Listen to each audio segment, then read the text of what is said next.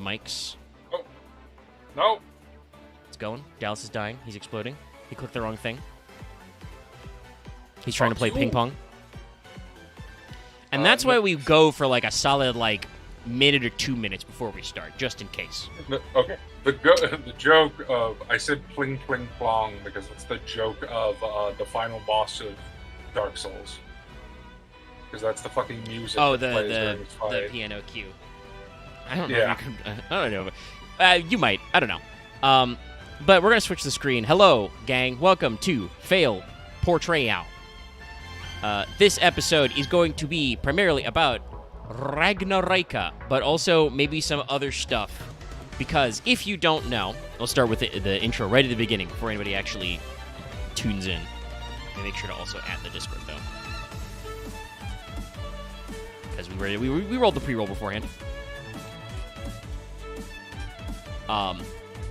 But doing the preamble, the preamble whale. I'm not sure if chat will follow that one. But Ragnaraika is an archetype which basically I want to say set out to create a new Tri-Brigade in a sense. So Tri-Brigade is a pretty easy deck to wrap your head around because Beast Warrior, Beast, Winged Beast, because they all have Beast in their name, have always been not fully interchangeable, but kind of interrelated. There have been, previous weird cards, like I think, what is that called? Giant Cattle Drive, I think is one of them. Especially Beast and Winged Beast. Yeah, Beast and Winged Beast or Beast and Beast Warrior have always been tightly knit. Yeah. And then Tri-Brigade came along and basically was like, no, we are officially making this a tri-type.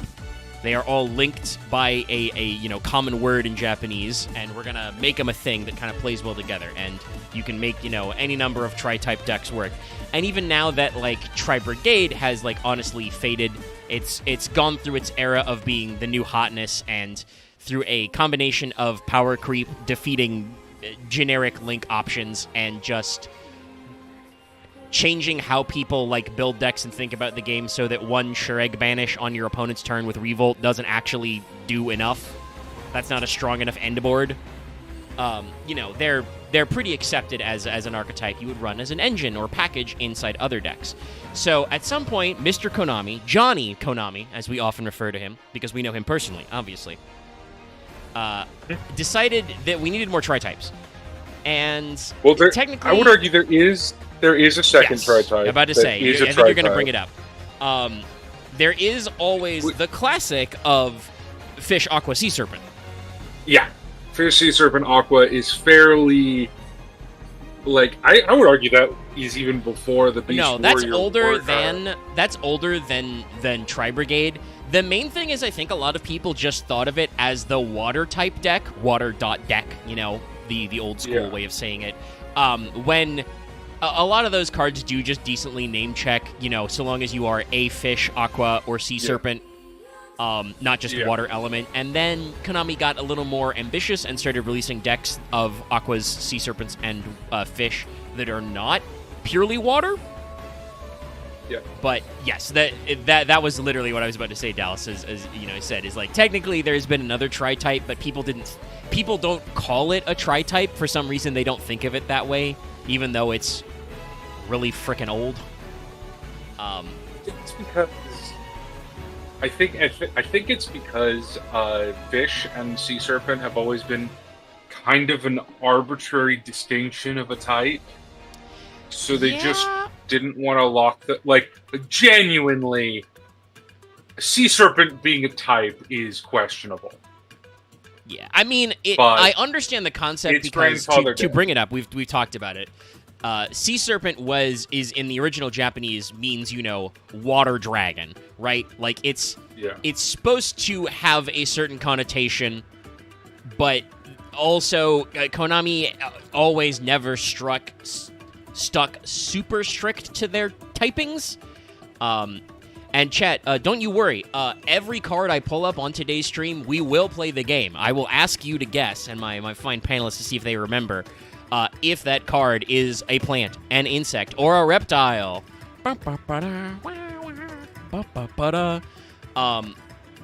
But yes, so like Sea Serpent is weird. Aqua has always been a really nebulous type because its name in Japanese is literally Mizu, water. Like water type, aqua type monsters in Japan are just waters. So that's always been weird. Oh my god, there is a third tri-type archetype. What do you think of as the third tri-type? Well, okay, it's not a tri-type archetype in the sense of like it bridges these, but it is an archetype that supports 3 distinct types, which is the evil tile archetype, which is reptile, dinosaur, dragon.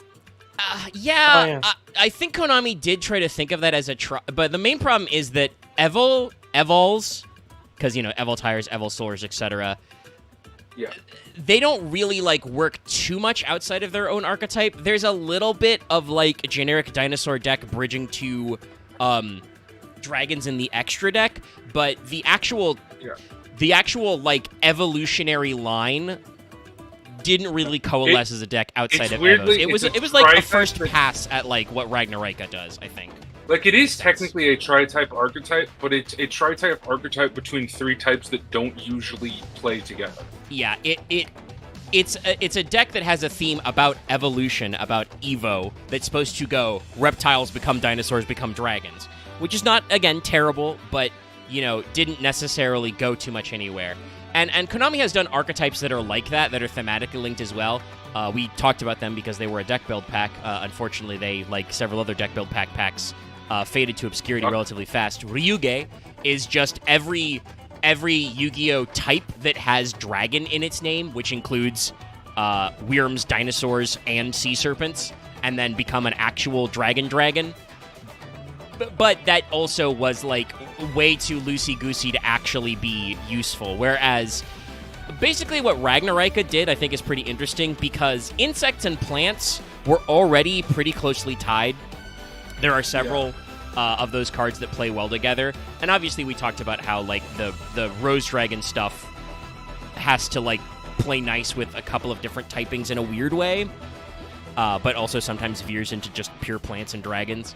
So Ragnaraika was kind of like brewed up as like, okay, we're going to design a deck that is designed like Tri-Brigade, not to necessarily lock you to a archetype name, to a attribute, or to one type, but to a specific triangle of types that historically at least 2 of which got along well, and we're just going to bundle reptiles in here for fun because, reptiles have still not had a good deck.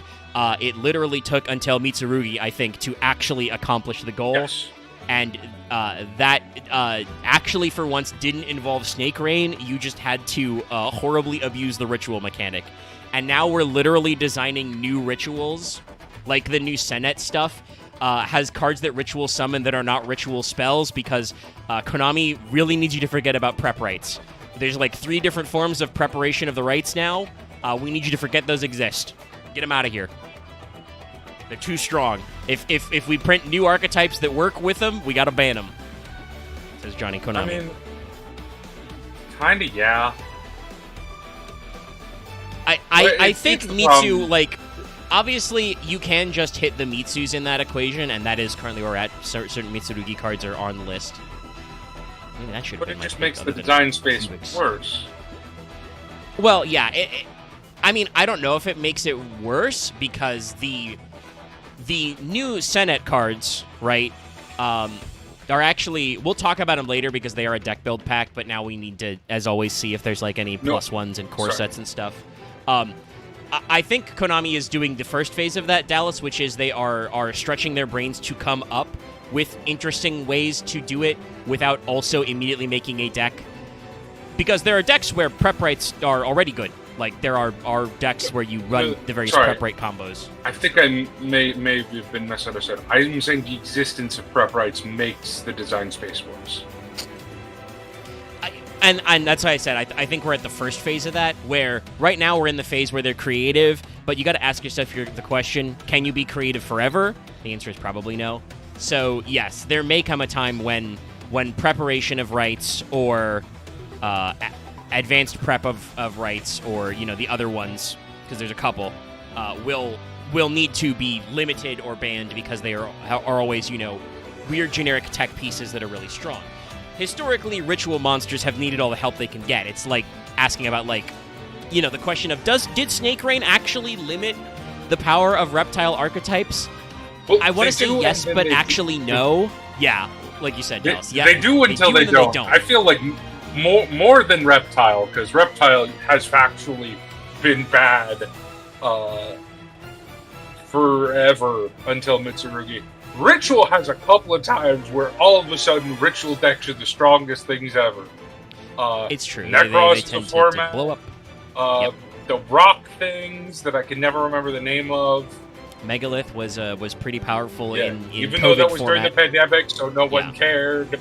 But the fucking fairy bullshit, Drytron. I mean, we saw it. Demise OTK was actually decent back in the day. Yeah. Just ARA, been a huge guy from deck, blow up the board, attack for like game. I feel like Ritual to me, and that's why I did call out Three Forever Brides, is because having these generically good cards, it'd be like if there was a super poly, or not a super poly, like a poly from deck that was generic. Do you know what I mean? Yes, like it truly did not name check an archetype at all or any kind of condition. It was just like, oh, like, fusion summon a fusion monster from your extra deck by... Yeah. People argue like, oh, but Super Poly is generic. It's like, if you're using Super Poly as a support piece for your own deck and not as an offensive tool, you are using Super Poly wrong. Objectively. No, like, Super Poly only works as an in-archetype tech card if you're expecting to run into mirrors. Like, during Draco Tail format, I had Super Poly in my Draco Tail deck because you can, you know, suck up your opponent's spellcasters and dragons and turn them into Mysterion or Secretarion, you know? Like, shit like that. Free Prep is just generically, like, if you make a ritual deck, you are making a 37-card deck because you might as well just put 3 pre-prep in it. Yeah, some decks have been better about others, and I will say that, like, Mitsu also got some hits that were probably, like, overdue. Like, Snake Rain didn't have to go, but it turns out that King of the Pharaoh Lamps did. Having a generic rank 4 that can search any reptile was truly only okay, while every single reptile monster was bad. Competitively speaking, Chad, I'm exaggerating. And that's the thing about Snake Rain, right? We've talked about Ogdoadics before on this deck. I think I've played every... I think I've played every reptile deck that they've made. Some have been decent, it's just not have been competitively viable. Yeah, until Mitsurugi. And some of that was, like, Mitsu also bridged really well with Ryzeal when it was hot, which is also why King of the Pharaoh Lamps was a problem. But, no. So, like, Ogdoadic was a deck that was built. I want to say this. I feel like somebody at Konami, right, was looked at the decks and went, oh, everybody says we can't make a good reptile deck because Snake Rain exists. And so a designer said, let me make a deck that is designed to work around Snake Rain, where you will run 3 Snake Rain and you want to send as many reptiles to the graveyard as possible. And it didn't work. It didn't do enough because they were like, well, now we've got this graveyard summoning deck. What do we do? I guess, you know. Like, they had good ideas, but they were smart, and they did the thing which you want to avoid, which is they wanted to avoid incidental synergies where you just put a bunch of materials on the board for no reason. And it worked, and then they removed a lot of generic stuff. Before we jump into the Ragnaraikas, though, which I also want to say have not been as meta-impactful as Tri-Brigades. No. Honestly, I feel like a lot of that has to do with they have a pretty slim line. There's about, I want to say there's 12-ish of these. I don't know if we got to count for all the new support. There's like 13. Yeah, there's 12 or 13. It's a relatively small list, and they haven't really done any additional waves of support so far. And they do kind of hinge around like what your other pieces are. Some of this is a little bit of spite because Dallas and I got into this by making fun of DZ for not picking this pack in Saga, which he came in dead last in. Yes. Not because not picking Ragnaraika, but you know, you gotta. There's what's the phrase? You know, wonders everywhere for people with eyes to see, or some shit like that. And I will just say, unironically, this tri-type includes 2 of my favorite types in all of Yu-Gi-Oh! Like 2 of the types I play the most. I like Reptile, but Insect and Plant are generally 2 of my favorite types. No, they're pretty cool, and they've been a combo before. And part of the reason why I want to bring this up is because specifically, like, we poke a little fun at Doug's ability to design limited sets, but he was like, there's no payoff for this. There's no end board. And that's not actually true.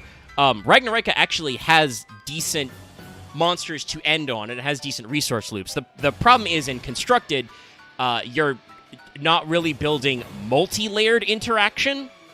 There's only so many generic reptile, insect, plant cards to play. Honestly, I'll say this. I think Konami made a little bit of a mistake by making this a pure Link deck. Ragnaraika could really use an in-archetype tuner that you could add to this. But you can also get around that by playing many generic plant and insect tuners. But to me, and Omega, just for me, Ragnaraika is an amazing complement piece. Yeah. So I kind of like that it doesn't really have like a generic of its own deck, and that it just kind of is like, it just is a booster to like whatever bullshit I'm trying this week. No, it's a great engine if you have another one of the tri-type decks in there to work with. But first, I did want to mention, we talked about some archetypal backgrounds about tri-types for a second. But speaking of archetype or decks that are not tri, I do want to bring this up. This is I can't remember if I mentioned it at the beginning, like on mic, or that was just me talking with these guys. But the OCG has announced another Revolution booster coming late this year to the OCG. It will feature the 3 pictured archetypes, Marincess, Cubic, and Ghost Trick. This is possibly good because I believe the last Revolution booster... Oh, let me actually check what was in it.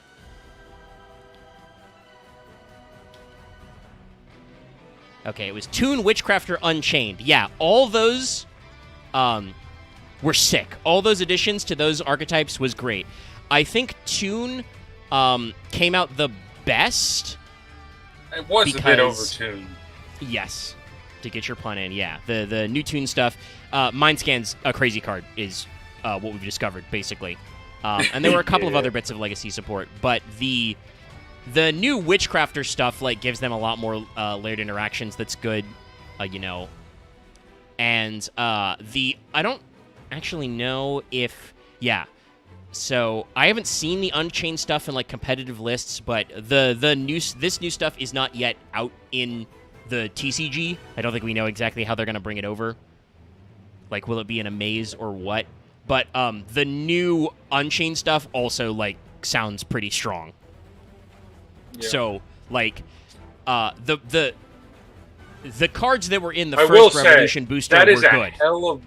That is a hell of a 3 archetype pack, because I'm very real, Omega. I kind of hope none of them become good. Which one? From the first 3 or this? Oh no, 3? From the new one. This 3. The 3 archetypes mentioned in these are miserable to play against.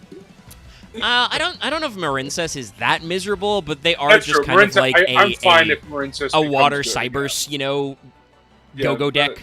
I'm just more thinking of like Cubic and Ghost Trick. That's a hell of a fucking.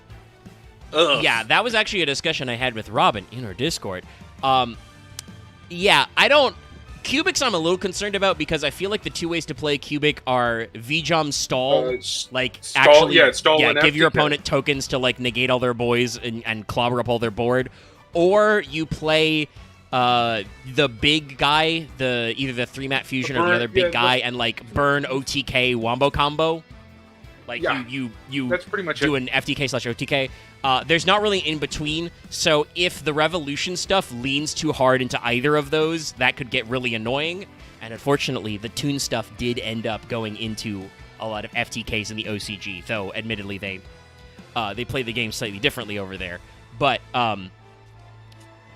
there were a lot of Toon FTKs as a result of the new stuff in Revolution. So I'm a little concerned about that. Ghost Trick is another one that's like, that could also be really annoying. A lot of Ghost Trick cards are classically very annoying, but also they have been kind of stymied by the existence of Link monsters, kind of like making it hard to do their gimmick, because like the primary problem with most Ghost Tricks is they require like an all or nothing to face downs. Yeah. And I think even their own like Link 1 like scoodles itself. Which makes me think they're going to get some like spell card that's like neither player can link summon. That would be really interesting. I mean, if that might just see play just because people are tired of link summoning, but I think there are options. Maybe give them an in-archetype Destructive Daruma Karma Cannon, which is a card, if you don't know, great generic trap. It says flip all monsters in the field face down. If a monster is face up after that effect resolves, send it to the graveyard. So, obviously monsters that are unaffected don't get affected at all, but at least I think that's how it's worded, because I don't think it's the controller sends them to graveyard, so I don't think it gets around like the opponent's card effect. But basically, links which can't go face down are all removed. Like, they get sent to graveyard. So there could be play there, but yeah, it's a troublesome wicket. These two specific archetypes are either going to be like get support that is bad and useless, or is good and makes them really annoying.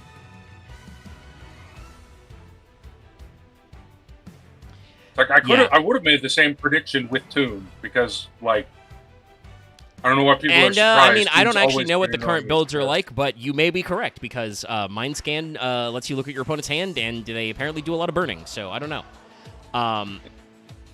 But yeah, it's an interesting one. It's tricksy. It's tricksy. And if chat, you're saying, Marincess are miserable to play against. We'll see. I've seen some Marincess combos in like limited stuff. They seem mostly okay. They're just kind of like a generic Link Climb deck that happens to be water themed, and specifically they go in the back row and equip a lot.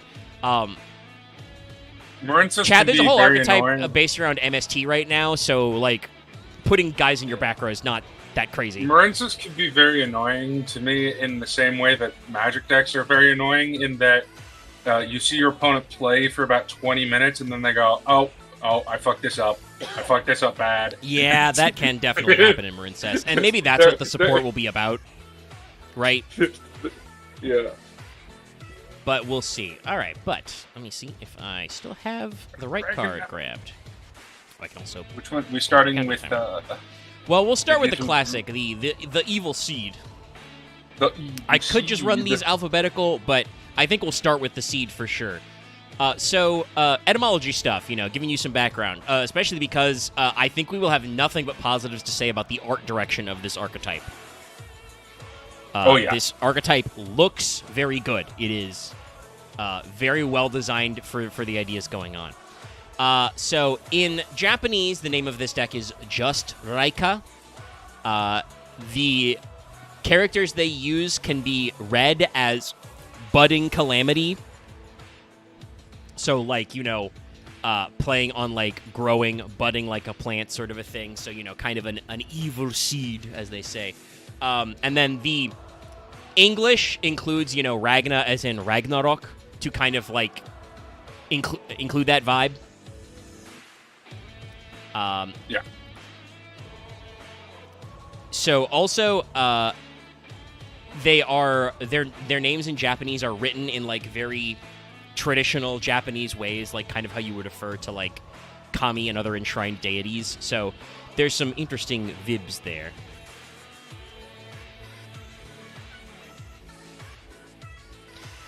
Also, Zed, I will say, that's very funny, though. I want to bring this up. That is a joke we've suggested for a while. That would be very funny if the only Ghost Trick support in this set is no new cards. It's just a bunch of reprint and then a bunch of text on card-size index cards that just says, hey, if a Link gets Book of Moon, it's destroyed. It's sent to graveyard automatically. Every card is DDKC. But yes, go Dallas. So I need you to reaffirm, because I feel like I'm not able to objectively say this. This art style is Dark Souls like, right? Like, I'm not just being brain. I mean, I would say technically it's probably like it's technically, I would say, a sparkling Sekiro like, because it is very Japanese. But no, this is another one that does definitely seem like it is influenced by From's art style. Maybe some of them are influenced a little by Neo's art style. I don't know if it's influenced by From's art style, but I definitely feel like wherever From and this place are drawing inspiration from is the same.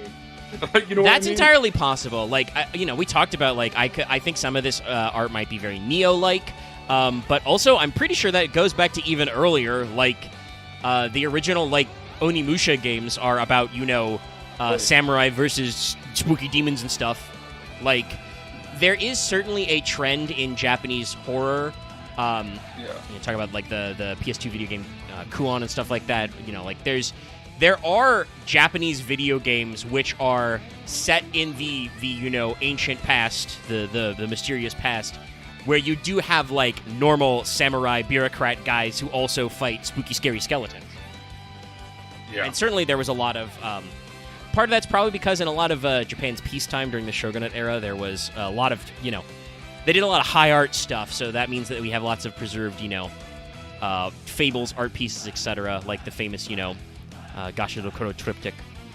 By the way, this guy's name is super funny. So this got translated as Ragnaraika, the Evil Seed. Its name in Japanese is Raika no Marikobe, which translates literally to Budding Calamity, Conehead. It's very fun to call Miyazaki inspired. Okay. Yeah. I must. Oh, I guess that makes sense, but I must say the German word of this because Ragnaraika der Bose Seaman or Seaman. Evil Seed. That's very funny. Yeah. Oh, and this is apparently gets its name derived from a species known as Rhynchospora rubra, which is a sedge plant that has a little spike on the end of its stem. So it looks kind of like this, and they just made it a skull. A spooky skull. Anyway, this guy's rad. Yeah. I don't think I've ever used this card, but it does look really awesome. Interesting. No. I've used this as a starter. Well, the thing is that most of the decks I put this in are decks that are not short on starters. That's fair. This can. I've used a lot of this one's more of a starter than an extender. Yeah. I'll be honest. The Ragnaraika monsters I've used the most are the Link monsters by a lot. No, they're good as generic extra deck, and a couple of their cards can work as in-hand extenders. Like, technically, you could say this is an extender, but I think this is a starter meant for the combo. So, to run through how this guy works, he is a Earth level 1 monster. I'm going to go ahead and say I'm not gonna play the guessing game because it's pretty easy to guess that this guy's a plant. He is just a weed with a skull on it. He's called Evil Seed. Some of these later guys are going to get a little more nebulous, but he is 0/0. So the way this works is you can special summon this card from your hand by sending an insect, plant, or reptile from your hand to the graveyard. So it's a 1.5 card combo, but if you have an insect, plant, or reptile, you can summon him. You can only special summon Evil Seed once per turn this way. If this card's normal or special, add to your hand up to 2 different Ragnaraika cards of yours that are banished and or in your deck. So from deck or banishment. Except Evil Seed, then banish a card from your hand. You can't special summon this turn except for insect, plants, and reptiles. You use each effect once per turn. So, Evil Seed definitely is a card you play if you have a stronger Ragnaraika engine. Like, you don't... Probably don't... Ooh, sorry, excuse me.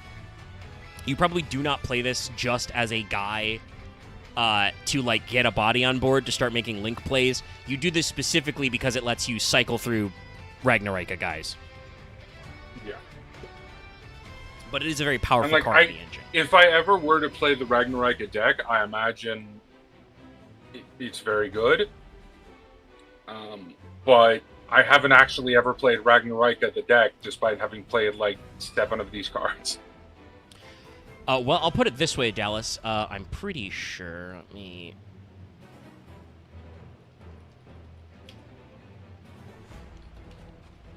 double check, but I'm pretty sure... Yeah, this guy's a UR in Master Duel. Yes. So, this guy is that guy. Oh, no, I own him. You can 1-for-1 for this card. Like, it's very solid. He is a level 1 plant with 0/0. Like... 1-for-1ing is weak. The true and only thing you need is Lone Fire. I mean, yes, you could also Lone Fire to get this guy out of the deck because it's on normal or special. I mean, I'll say this, Dallas. If 1-for-1ing is so weak, why is 1-for-1 still limit 1? No, 1-for-1ing for a plant is weak. And that's No, it's only true. because Lone Fire exists. But, like, there are multiple pathways you can take to this guy, is what I'm saying. No. There's a reason why it is a UR. It's a very No, I strong agree. card. I understand. It's very fun. Like genuinely, I would. It's kind of funny that this is a plant and insect, and I guess Reptile doesn't have this problem as much, but plant and insect specifically, because it's like kind of a generic starter, like for a deck. But if you combine it with plant or insect decks, those decks to me usually have the oops all starters problem. So I guess that's why I haven't tried. I mean, it. in a sense, it can also be an extender, right? Like, you could do your normal and then special this guy. The problem is that, like, he is clearly meant to be a card that can be either your 0 point. Like, you can go, well, I really don't want to send any of the monsters in my hand to my graveyard. You know, I might want to banish them instead, for instance. I will normal this guy and then immediately eat an Ash Blossom. Or, you know, if you normal summon something that gets Ash Blossom, you go, okay, cool, Evil Seed. Actually, I probably need to play this more in the insect decks. Not so much the plant decks, but pitching one to graveyard. Oh, it's from hand. Okay, that's why. Yeah, from hand Never to mind. Never mind. That's why I've never You can't played send it. from deck If to this was grave. from deck to grave, I'd play the shit out of it in One thing deck. I would also say is I feel like Evil Seed is a little less generic in the sense, not just because it searches 2 Ragnaraikas specifically, but I don't know if there are a lot of previous plant, insect, reptile decks that include banishment as part of their cycle. Whereas yes. that is actually a sub-theme in Ragnarika is the banish loop. Banishing is not so much in plants, but insect, hell yes. Resonance insect, Goki pole. No, you're right, yeah. No, Goki Pole I think is when you a send bunch to of graveyard. generic. Does it also do something when you're banished?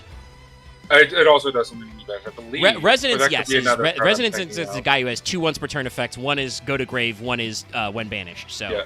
But insect that's another card you play in this, by the way. Yes. Insect specifically, yes.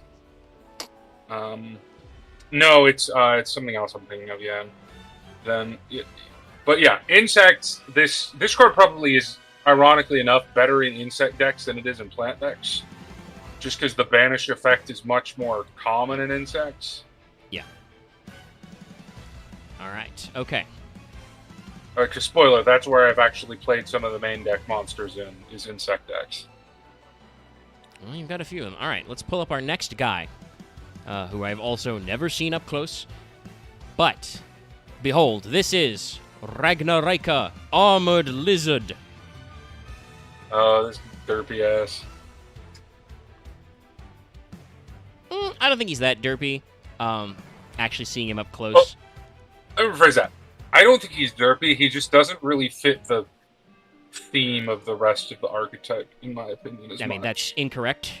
But you'll see that as we look at these maybe I guys haven't closer. looked at enough of these. So, episodes. yeah, some details you can pick out here that I think are harder to tell in the normal card size. Yes, I think his armored body does kind of take up a lot of the real estate of the card, but those cannons that are on his back are like anchored via the gloopy vines of the evil seed, and also it looks like it's like reinforcing his armor, those plates down there. So he is like thematically linked. It's just very hard to tell from like the way back. Okay, All yeah. right, Chad, you have. By the way, Chad, you only have 3 guesses as to what type armored lizard is, and the first 2 don't count.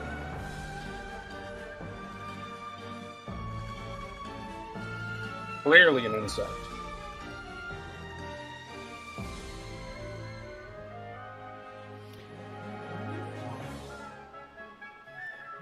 Yes, now you can figure it out, can't you? Yeah. Yeah, it says lizard, he's a reptile. But yeah, this shows us some other archetypal stuff. I mean, if you were playing a Souls-like with this guy, this is the guy who'd be annoying because he has 2 giant cannons on his back. Also, he'd be annoying because he has like 50 billion armor. Because True. This is a guy you have to like circle around behind and attack him from the rear. Yes.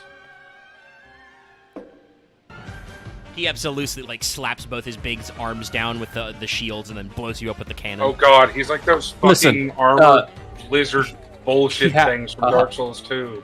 He has to be a boss, but if he wasn't to be one of those bosses, he's one of like those like mini boss characters that you just learn how to run around because it's not worth it.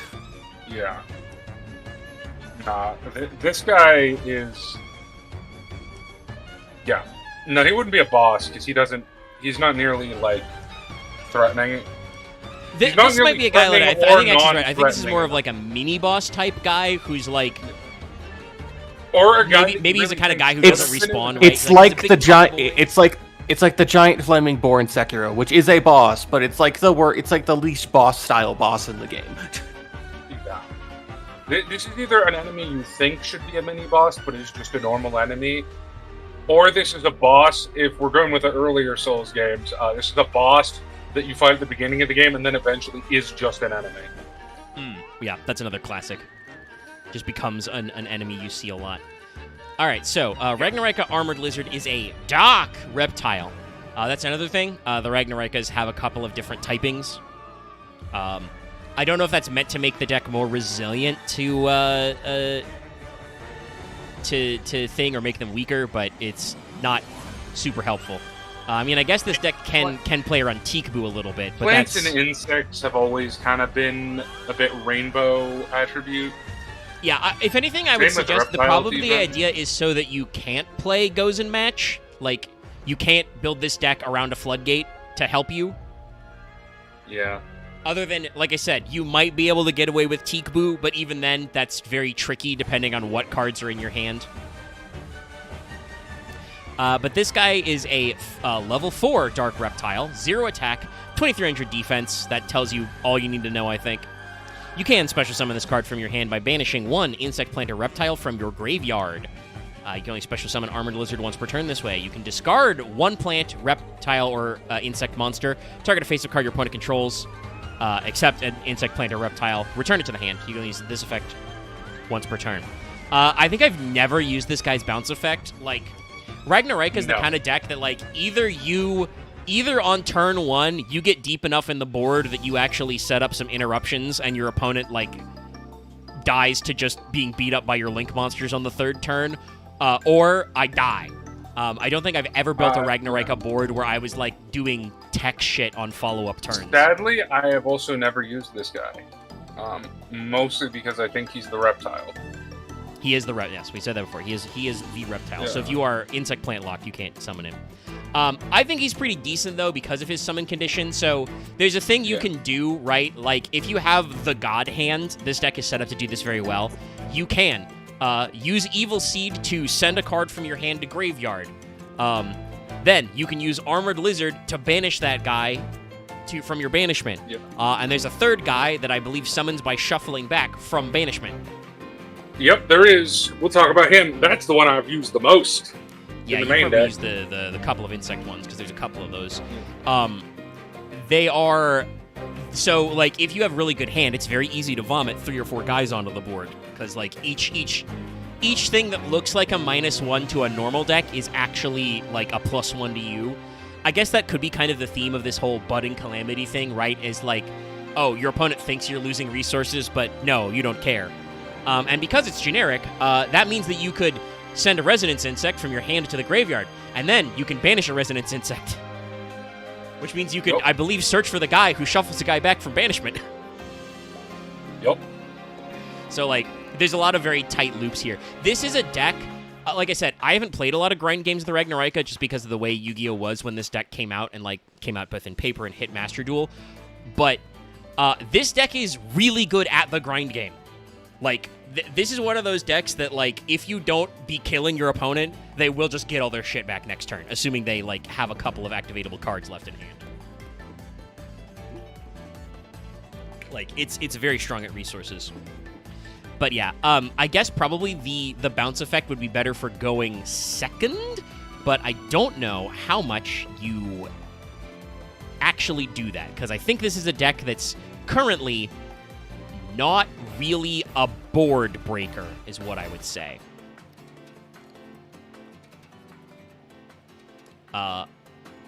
Certainly Armored Lizard can help with that, but I don't know if he's the best at it, you know?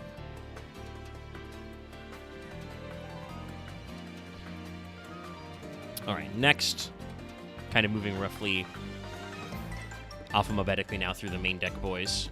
Not doing Bloom yet because that was a newer card. Next, we have Ragnaraika Samurai Beetle. Now, you can probably guess what type this guy is, but it could be confusing. Samurai! Also, actually, yeah, I forgot to say their name. Armored Lizard's name in Japanese is just Armored Lizard. It's Raika no Yoroi Tokage. Yeah. No. Samurai Beetle's Japanese name is fucking awesome. No. Samurai Beetle is Raika no Yahazu Kamikiri. Budding Calamity Arrow Neck Longhorn Beetle. No, Arrow Knock Longhorned Beetle of Budding Calamities. Yeah, no, it's great. Hey, look, they took Insect Knight and they brought him to Sekiro. No, this is Insect Knight's. This is Insect Knight's better cousin. Also, by the way, the name Yazukami Kiri is just the name of a beetle species. Mm-hmm. But it's also, of course, it is a pun on the phrase Yahazu Kiri means arrow notch slash, aka, a sword swing so fast you can cut an arrow. So this is if we're playing this as a Souls-like, these are generic foot soldier enemies, but they are the kind of guys who will just kick your ass if you're not paying attention. No, they're the guys who, they die in like one or two good hits, but if they combo you, oh god, you're dying. You're getting, all of your health is just gone. This is the Ragnaraika version of the bleed dogs. Or the fucking torch hollows, basically. Yeah. I was more thinking of, like, weirdly enough, I compare it to, like, these are, like, the foot soldiers in Sekiro, but it also makes you think about, the fucking, the undead prisoners in the asylum, where they will just, with even a broken sword, just fucking do a hit combo on you because they can keep swinging you out stamina. The torch hollows have that same attack motion. Yeah, of the just like. It's either that or like these guys are an enemy who have like he does like an EI thing where like he goes into a stance and if you do not like dodge roll or parry instantly, if he hits you with the EI, you just fucking die. No, those are very specific duelist enemies. Those are specific duelist mini bosses in Sekiro where they do an EI strike. You have 2-second window to deflect them. You do it. You kill them instantly. Otherwise, you die. This is the enemy you feel so proud of yourself for dodging and parrying all their attacks, and then inevitably get sniped in the back of the head by an archer while you weren't paying attention. Armored Lizard from the top of a castle just blows you up, and you're just like, yes, you died. You just have this really cool dueling battle, and you're like, oh, so good, and then you die. Yeah, no. Also, this guy is pretty rad. First of all, very interesting to like kind of talk about the aesthetics, right? Like, he looks pretty cool. He is, Insect Knight's, Japanese cousin.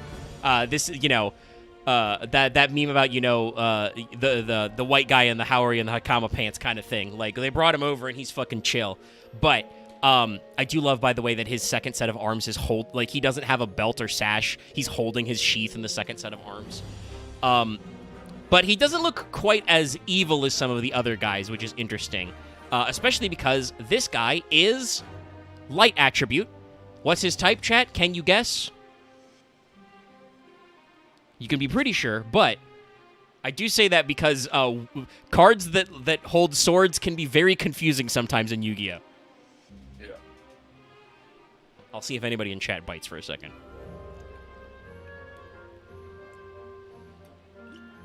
Ark, I'm going to warn you right now, if you're typing Thunder, don't. It's not a Thunder. We're not doing Blitzclick.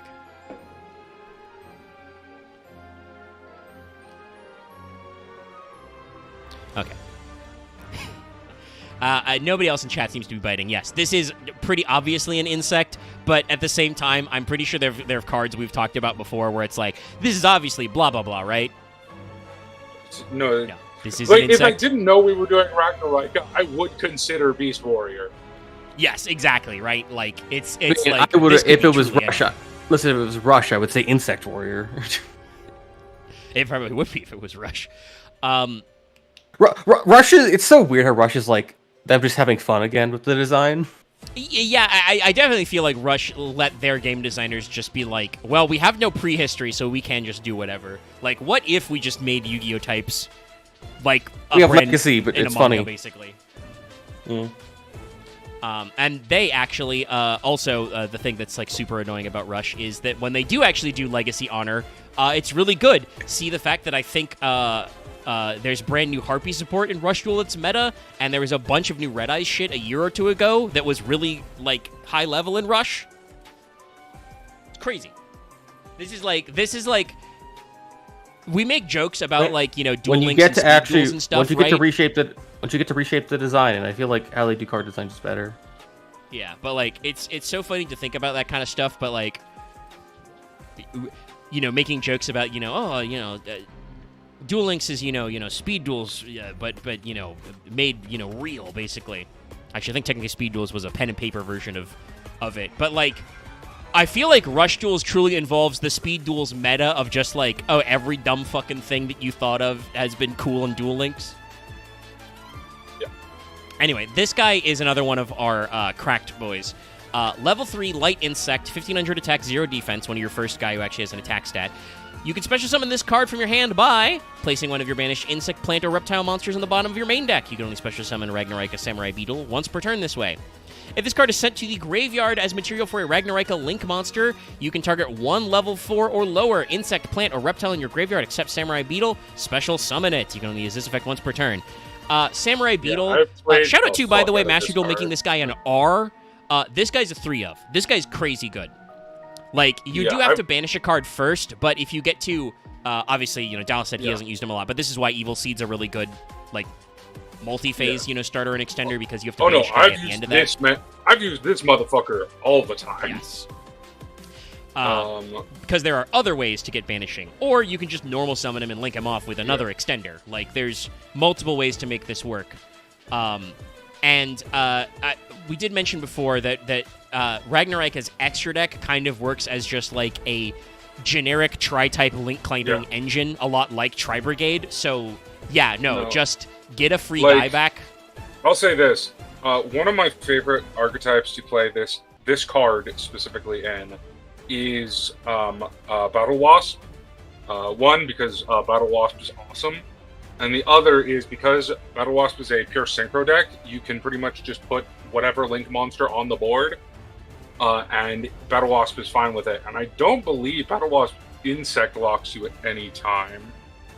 Like, Battle Wasp Insect locks you from its own tuners. Like, you can only use this tuner to make an insect, but I don't think it ever, like, summon locks you completely. No, I don't think so. You can... And even if it did, spoiler, a lot of the Ragnarika links are insects. Yeah, you could just play some of them. But regardless, no, this card is great in an insect deck, and even a plant deck, and even are there any reptile? Wait, does Ogdoadic banish reptiles? Yes, their monsters can become banished. Yeah. Okay, so this is just a good support piece in most of those archetypes because. Like, if you're putting Ragnaraikas in the... Like, I probably wouldn't run this at a 3 of, because it's unfortunately a little bricky as an extender, but definitely, like, a 1 or 2 of in any insect deck. I mean, I will say to consider this, Dallas, as a thought. This is a valid search target off of Evil Seed if you wanted to play it. Like, you could use Evil Seed to grab this guy and another Ragnarika to banish and then immediately go into Samurai Beetle. Like, that's one of the strats you can do, obviously, we talked about. There's lots of ways to get lots of little guys on board. So, no, he's a great guy. And like I said, in the core deck, I think he's a 3 of. He also triggers Zexdagger.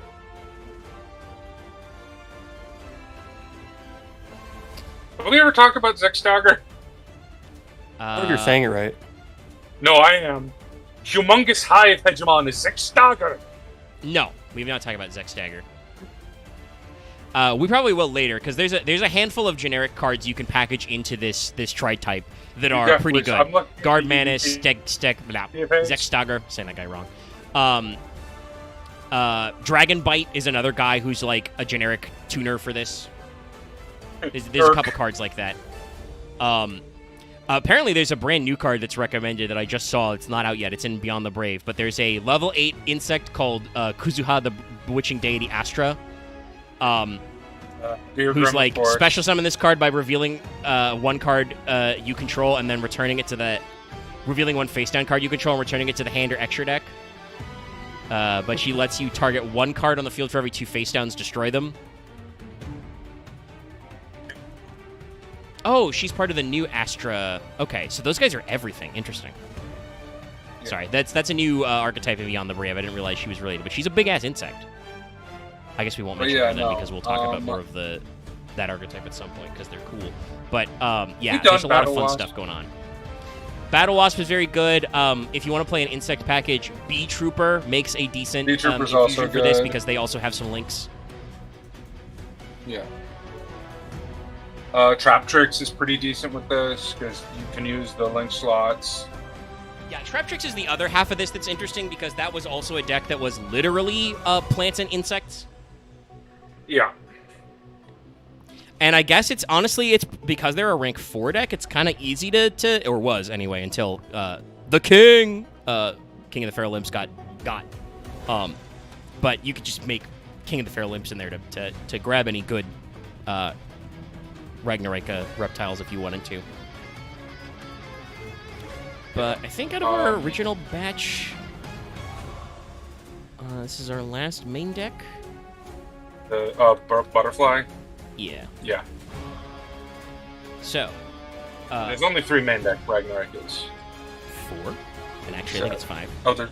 Evil Seed, right. Forgot Evil Seed. Evil Seed, Armored Lizard, Samurai Beetle. Actually, no, and Bloom's a spell. And the butterfly.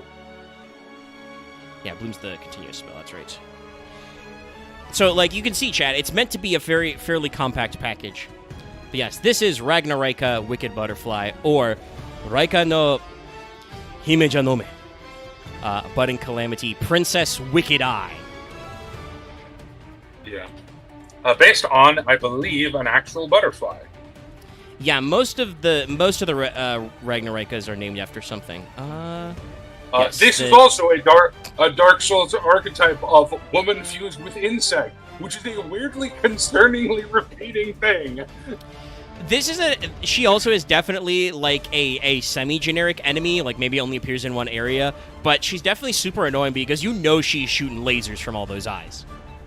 Also, definitely poison everywhere. Poison every place. Or like a curse type dot. So yes, thank God, this monster's name is derived from the name for a butterfly species, which has bullseye spots on its wing, and the kanji used for janome means, bullseye, snake's eye, etc. is written as literally the evil eye, but not that evil eye. I also absolutely love her design because it's really creepy if you look closely at it. I'm looking, yeah. So I am correct on this. Her human quote-unquote face does not have eyes. She's got a blindfold. Like if you look under the bang, if you look under the bangs, it is just a blindfold. Which I love that detail. I wish they'd drawn it with no blindfold and just a completely blank face. I mean, I feel like they're kind of leaving it a little open-ended. But she has a lot of eye symbolism that I really like. It's on the tassel of her sash. It's on her huge hat, which is super cool. Her bells. Yeah, she's got, those big bells, obviously. It's on, like, the sleeves of her kimono. Beautiful kimono design, by the way. Yeah, like, no, this card art is, like... eyes.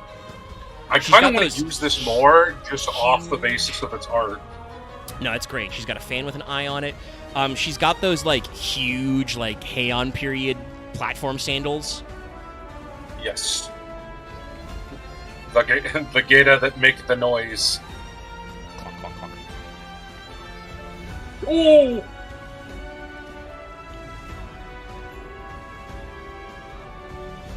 Sorry, I had to post a meme in general. Yes. So, great card. Can you guess, chat, what her typing is?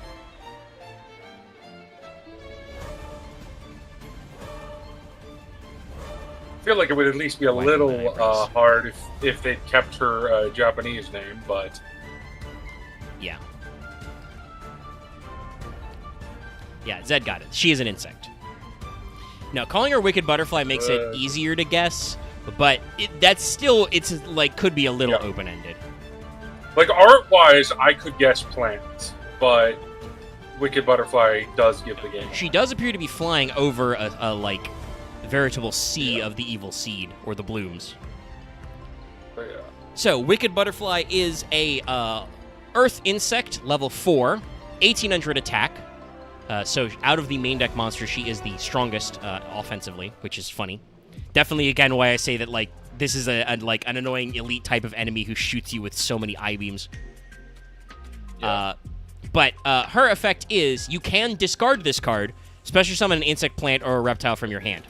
If this card's banished from the hand or graveyard, draw cards in your end phase equal to the number of different monster types that you control that are insect, plant, or reptile. You can use each effect once per turn. So, I don't Wicked think I've Butterfly is not ever a starter? activated. I don't think I've ever activated her first ability. I'm gonna be real. Mostly because Interesting.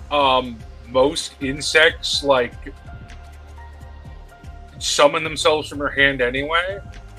Yes, this is definitely an interesting one where I feel like the idea is to get your plays started by, like, summoning cards that are not normally special summonable, but most of the good cards in plants, insects, and reptiles are already summonable.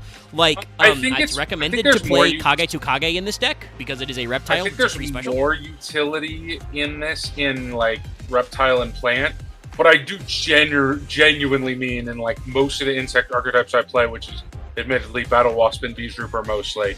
Just everything in its brothers. But I guess this is more useful in Bee Trooper than Battle Wasp is literally like I'm pretty sure every I mean, it's card a synchro bar deck. It's one like it's special stuff. supposed to be.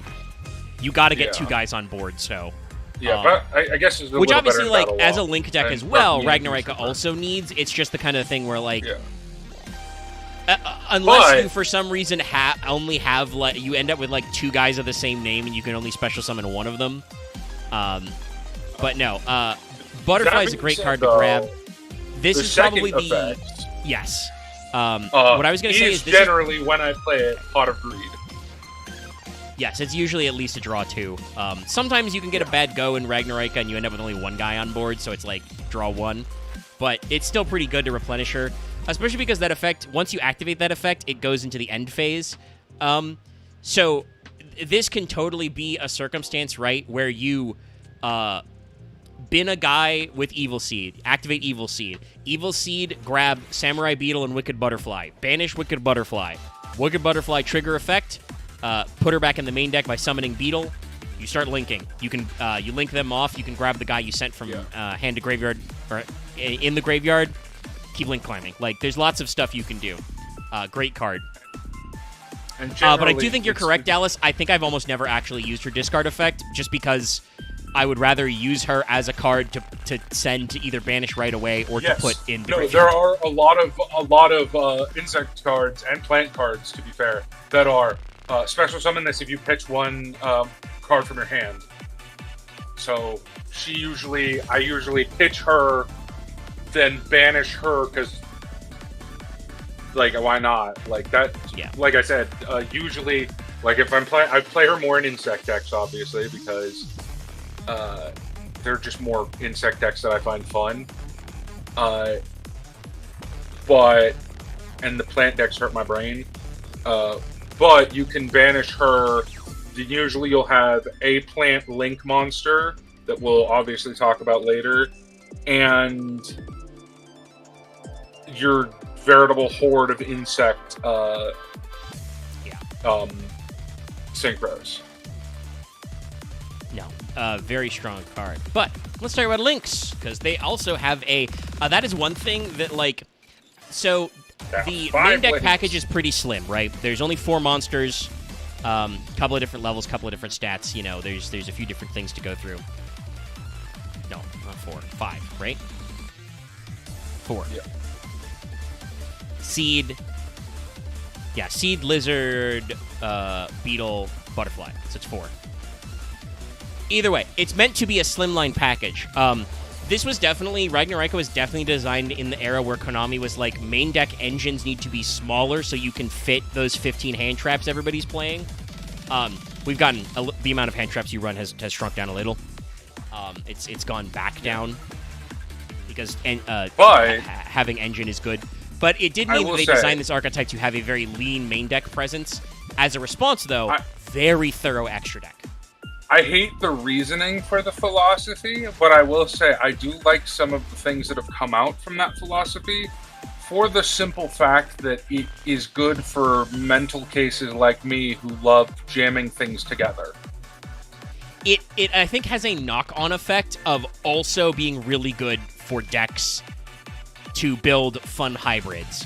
Like, yes, Ragnaraika, it's as a coincidence, Ragnaraika lets you, build decks where you could have included lots of hand traps and non-engine, but also means that there's a lot of wiggle room where you could run the stuff you would expect to hybridize with this. If you want to run Arrow Mages, if you want to run Beat Trooper Battle Wasp, if you want to run Noetic,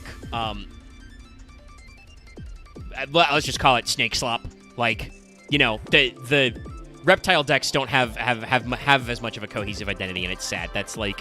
I've played a Reptilian deck, and these actually work really well with Reptilians. Actually, no, you're right. Reptilians did get a... they have zeros or zeros. An Armored Lizard has 0 attack. So that's right. I forgot about that. Reptilians deck I actually like. They got Legacy support, I think, after Ragnaraika came out. That's why I didn't think of them right away. But yes, actually, that's another thing. You would have a very streamlined engine. You could play Ragnaraika Venom. It's bad, but you can do it. So this guy is Ragnaraika Skeletal Soldier. This is one where I'm going to be like, okay, chat, can you figure out what the fuck type this guy is?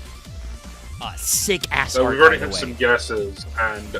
Also, this is a boss during a phase transition. He is lighting his sword on fire, and he's going to hurt It's so funny that this is the Link 2, by the way. This is your starter Link, so this is probably an early boss. Maybe this is the first boss the game does with a phase change, but, no, this dude's a boss who is doing a phase change, and he is about to fuck your shit. He's gonna do some shit you've never seen before. Wow, Ark, you actually totally guessed correct. This is indeed a plant. I think specifically the idea is this is the Evil Seed taking over a full Skeletal Warrior. But yeah, this guy is a plant. Again, if you did not know this was Ragnaraika and was a tri-type, right, you would guess this is a zombie probably 9 times out of 10. Yeah. But I'd guess the attribute right.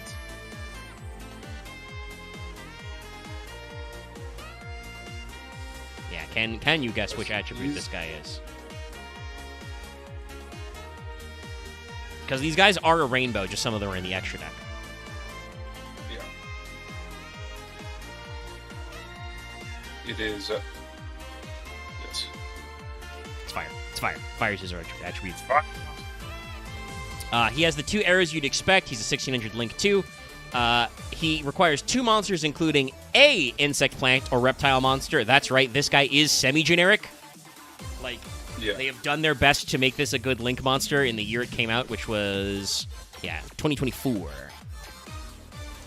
So a couple years old now, but still pretty modern. So Skeletal Soldier is, as we said, a fire plant Link 2. Fire plant, by the way, criminally underrepresented as well. There are a few of them before this, but it's... has it ever been a proper theme? Because there weren't even that many fire insects when we did fire plant. We didn't do that many fire plants. No, fire plants Lone Fire? There's Lone Fire, there's Phoenix Carrier Anomalocaris. That's right, there was there's a couple. That guy got banned for 50k.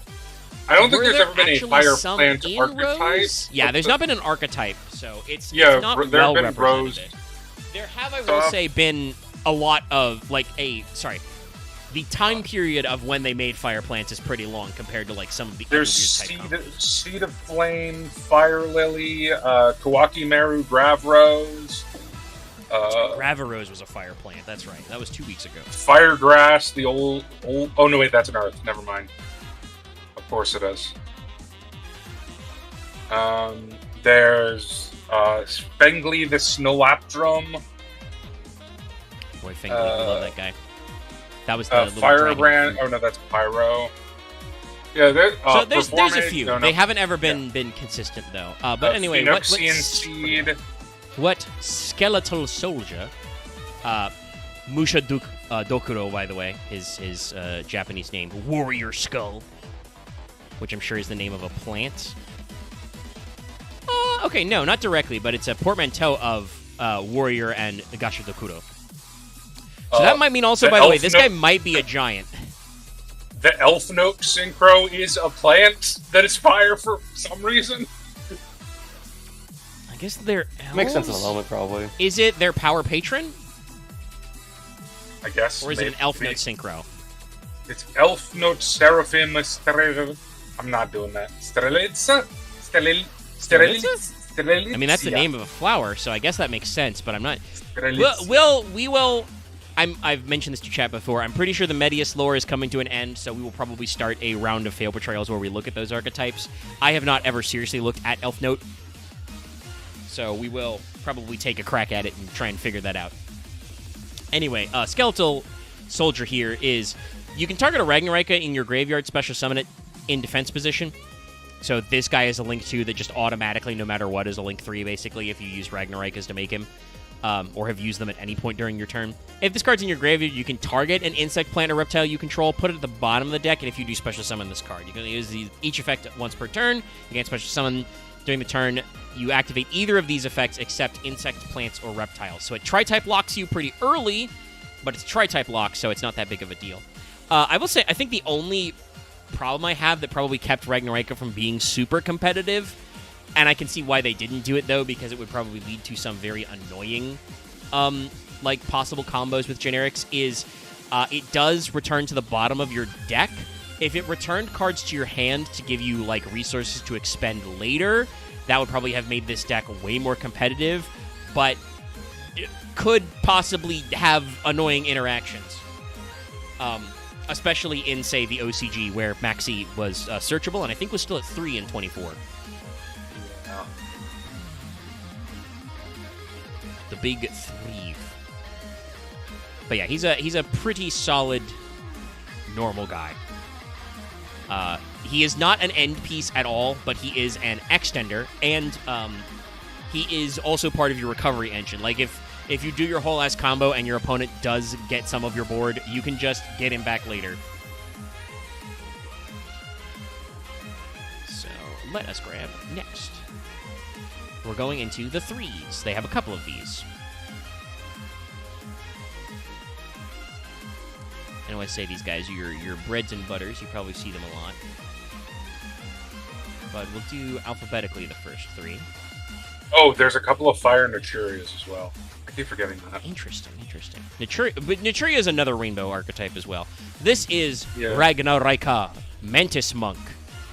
His Japanese name is also really cool because it's Ogaminushi, which is Great Praying Mantis Priest. Mantis Monk is a pretty decent alliteration, though. Obviously, he's a portmanteau of Okanushi, which means, a great Shinto priest, and then a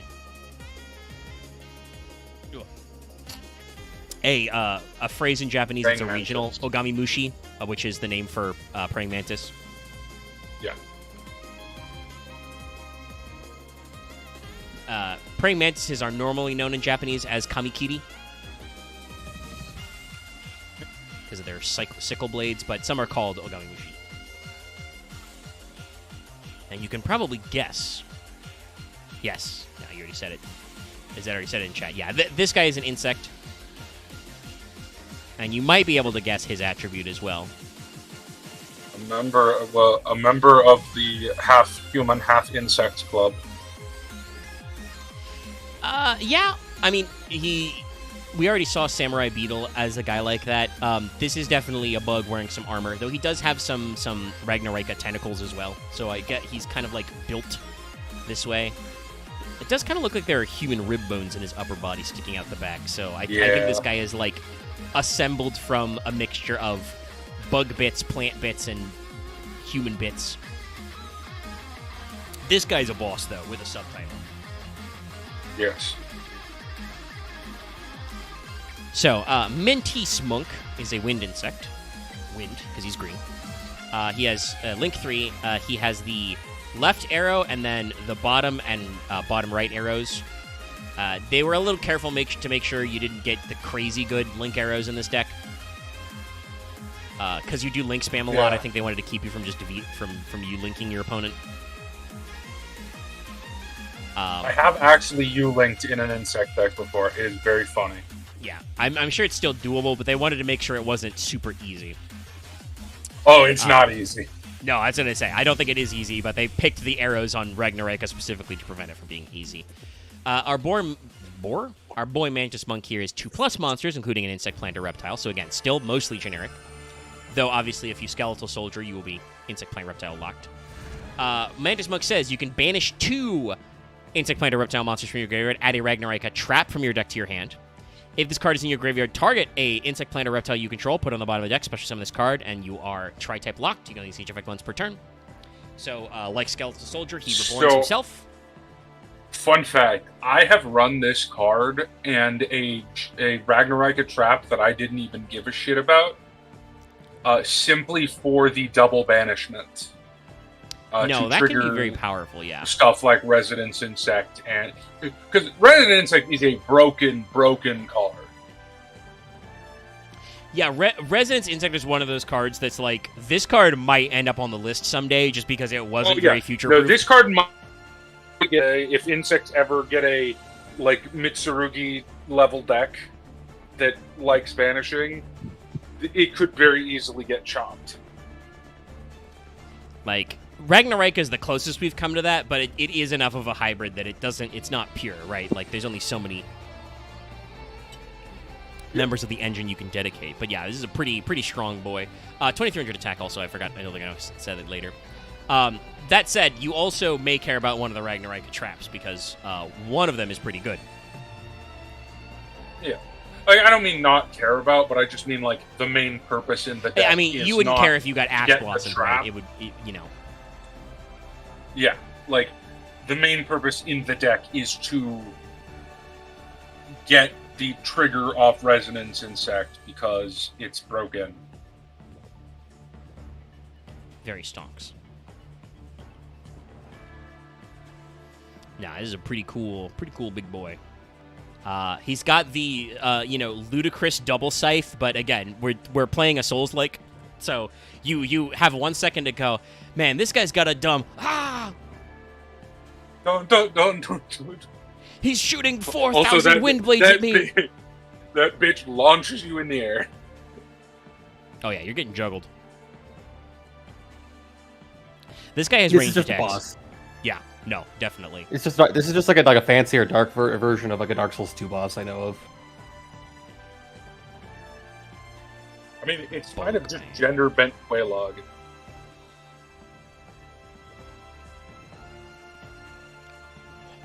Sorry, I was taking a breath for a second. All right, let's go along to get along. Yeah, I like Next, this card. behold, Played a lot. Ragnaraika, Celine Snapper, our other Link 3. Yeah, this one I haven't played as much. This one is I mentioned before, right? Ragnaraka is usually a go first deck where you set up a board with a couple of interaction pieces and obviously whatever else your kind of engines can do. Celine Snapper, before we even talk about the effect, I will tell people it's a going second effect. It's supposed to give them better options to break a board. So I will say, I think there is a philosophical issue going on in Yu-Gi-Oh! Right now, which is that and it may be because in the OCG, like, you have a decent amount of best of one games. There's a decent number of decks that just don't know how to go second. They don't know what they're doing going second. And obviously, there are ways to adjust them. There are side deck cards that you would slide in for that. And in the TCG, I know there's a few people who have some very unique techs to, like, adjust decks to going second and board breaking. And it's not just loading up on, Dark Ruler, No More, Lightning Storm, etc. So this is clearly one of those cards. It's good to have him in the deck because of what it does, but, like, you see Mantis Monk gets way more play, I should say. This guy's pretty sick, though. Yeah. His face is a little off. But the rest Well, of it it's is pretty because good. he is indeed a Weird reptile, monster. chat. It's because he's a giant turtle, yes. The Burger Man. Celine blades on his Snapper face. is... Oh, this name is... I understand why they didn't translate them literally because they're so long. But this guy is Raika no Kuro Kamitsuki. Budding Calamity, Mysterious Divine Possessed Moon. This guy would be a distraction card effect, Zed. Yeah, of course. That's a little much. No, I think it could be a distraction Carnifex. Or are you saying Because, the like, name, Dallas? Dallas, Long do ass you know what a distraction card effect is? Vaguely. Alright, we'll explain it. Megan, correct me, but like to my understanding, it is a unit that's basically that looks intimidating and has like on paper intimidating stats, but actually as a whole, it's not that big a deal when it comes to like actually winning the game. Oh, okay. Something that basically is enough to be a problem for your opponent to make them invest too much for the actual how many points you pay for it. I'm sure there is a magic term for a card like that is like relatively low cost to you opportunity-wise, but demands your opponent do something about. That's a distraction Carnifex. Sometimes they usually have to overspend to deal with it. That's just most cards in Magic. Especially Commander. But yes, the distraction Carnifex is a guy who's there to apply A lot of pressure Souls to your enemies, opponent. a lot of Souls enemies would be distraction Carnifexes. So this guy's name obviously is a lot more complex, but it has like a multiple going in there. So its name is instead of being Kamitsukigami, which is the name for a common snapping turtle, it has Kuro though in its name. So which is black, and that's because it's also a reference to Genbu. Yeah. So they use the kanji for... The kanji Mysterious is the same kanji as Genbu is in the Black Tortoise, also known as the Black Turtle Snake. And then Also, they this use is Moon. probably this is probably my least favorite design of all of the links.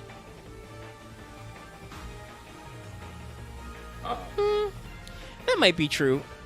His design is... first of all, even though he's not like got a lot interrupted, his design is a little hard to make out, I want to say. I feel like he's a little busy with all the extra lines he has. Like, it is a little hard to sort his anatomy. He does have one big-ass foot you can see, and then you can see one arm forward doing a big slash. He does appear to have some kind of weird weapon in his other hand. I don't know what it is. I don't know if we want to call that a sword, because it looks like he's got a boomerang. I think it's a hammer. It looks pretty edgy Maybe to I'm be a just too hammer. bored. Yeah, but I just mean like He does kind of have a big blocky bit that's holding behind him. Maybe it's the handle of a weird sword that's made of swords or rocks. maybe, I don't know. I can't tell. It's behind him. It's definitely a Dark Souls weapon. He's got the outline of his shell, obviously, but then he's got a lot of armor detail because he's got kind of the glowing eyes and mouth of the evil seed, but he has like multiple extra embellishments on his face. This guy would probably actually, despite how like high quality the effects are, like I love the shading on that like spiraling crescent moon through the clouds and stuff. This guy would probably benefit from like a look at his concept art where he's just kind of like striking a neutral pose without all the lighting and special effects. Yeah, because I'll say this. I think it's like not that he's a bad art. It's just the rest of the links are such high quality art in terms of like they're doing a lot, but they're very good at displaying it. Yeah. That the fact that he is not that is just more of a symptom. Because like we haven't gotten to the last two. The 2 4s are phenomenally designed in my opinion. I mean, saying these remind you of Tyranids, not sure why. I don't know if you're being sarcastic there. It's probably because Tyranids are also plant bug lizards. That's on the plant part, but they are as just bug, aliens. lizard, insectoids, No, and arachnids. hey, Axe, you ever been hit with a spore mine? keep playing. We'll run that in. All right, Keeping in fair enough. But I think it more of like I think about it. It's plant-like, but I think more about like in like maybe natural selection too, like style mold growth, so or like zerg growth, so not really like. I mean, actually, so I'll say this: technically, fungi are not plants, but structurally, also Tyranids have a lot to do with like funguses, spores, etc. I never got reptile from Tyranids. I just called them I just associated them with bug plants. They definitely have reptilian heads for the most part. Like they don't actually have not too many of them, I should say. Some of them do have like mandibles and mouth parts, but most of them don't have like normal teeth mouths. So those are like technically reptilian. Some of them are serpentine, because they're not actually segmented worms. They're aliens that are meant to have interchangeable biology, so they kind of like take the best bits of everybody. Yeah. I will say the delineation on Ragnaraikas is a little cleaner than that, but yeah, I understand the idea. Anyway, Selene Snapper, like I said, is a board-breaking piece, which puts him in an odd place. He's another Link 3. He's got the T-shaped arrows. He is 2600 and is a water reptile. 2+, insect, plant, or reptile monsters, so he is fully requires you to play the Tri-type. Another reason maybe why he's less popular. You can banish up to 2 monsters from your graveyard, period. Then target that many spell traps your opponent controls, destroy them. I think the other problem is this is a very matchup-based extra deck card. Yeah. It's the kind of thing where, so long as you're not type-locked yet, you could just make, Nightmare Phoenix instead of Skeletal Soldier and pop a spell for a discard, which might be a plus, that kind of thing. I get the idea, and I do like when decks make sure to include back row removal, because I do think, we've had this discussion before, Dallas, you and I, that, sometimes Yu-Gi-Oh! Players are a bit too baby about your opponent even having back row, and it's like, no, dude, you need to, you're a grown-ass man, play the interaction, play back row removal. It's like the number one thing I wish Yu-Gi-Oh! did was get rid of my opponent's, annoying back row that they set, because I can't do anything about that. Back row interruption and removal is important. I think the main thing is just that this is, this isn't a quick effect. So, you could just play Cosmic Cyclone, and not worry about it.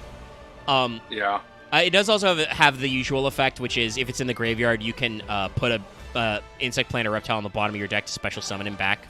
It also does take up an extra deck slot, which to me is more valuable than a main deck slot in a lot of ways. It is a thing because we talked about how lean Ragnaraika is as an engine, right? You totally could just play MST or Cosmic Cyclone or whatever. Twin Twisters, whatever. Literally, you could play Twin Twisters in your main deck, and it would be less of an investment than this guy. You do get to banish just Mantis Monk, so that can be a minus. It's actually a plus, but it's still one of those cases where it's very situational. I've tried to run him in some extra decks, but I also have cut him. The stat line is better, but he doesn't do a lot for the squad on his own, and it's just the kind of thing where, I appreciate that it's banish up to 2 to pop up to 2, but it's there are better options. It's one of those cases where, and this is a thing we've talked about, not just me and Dallas, but me and Gwyn have talked about before. Sometimes Konami doesn't actually know what an archetype's going to need in the wild, right? You can only playtest so much. I think because this deck has problems with certain types of back row, it's good to get rid of them. But also, you're not making Selene Snapper under Goes in Match or Rivalry, right? You're just not gonna get to this Link 3. Yeah, it's just an unfortunate card. Yeah. Now can we talk about a card that fucking I love? Yeah. Well, we're gonna talk about the Link 4. The next. Which one? Combo. That's There's right. 2. Is our other boy? Yes. Well, no, he's a 5. Oh, he is 5. That's right. Big boy's a 5. Yeah. So yeah, we'll talk about. That's funny. I like the 4 more than the 5. I definitely think she was written to be that way. I fucking love this card. And I know how chat's gonna respond to this card. Oh yeah. But behold. This is Ragnaraika Chain Coils. This is a case where if I tell you what her Japanese name is literally, it will give away. Like, you can probably figure it out. But... I mean...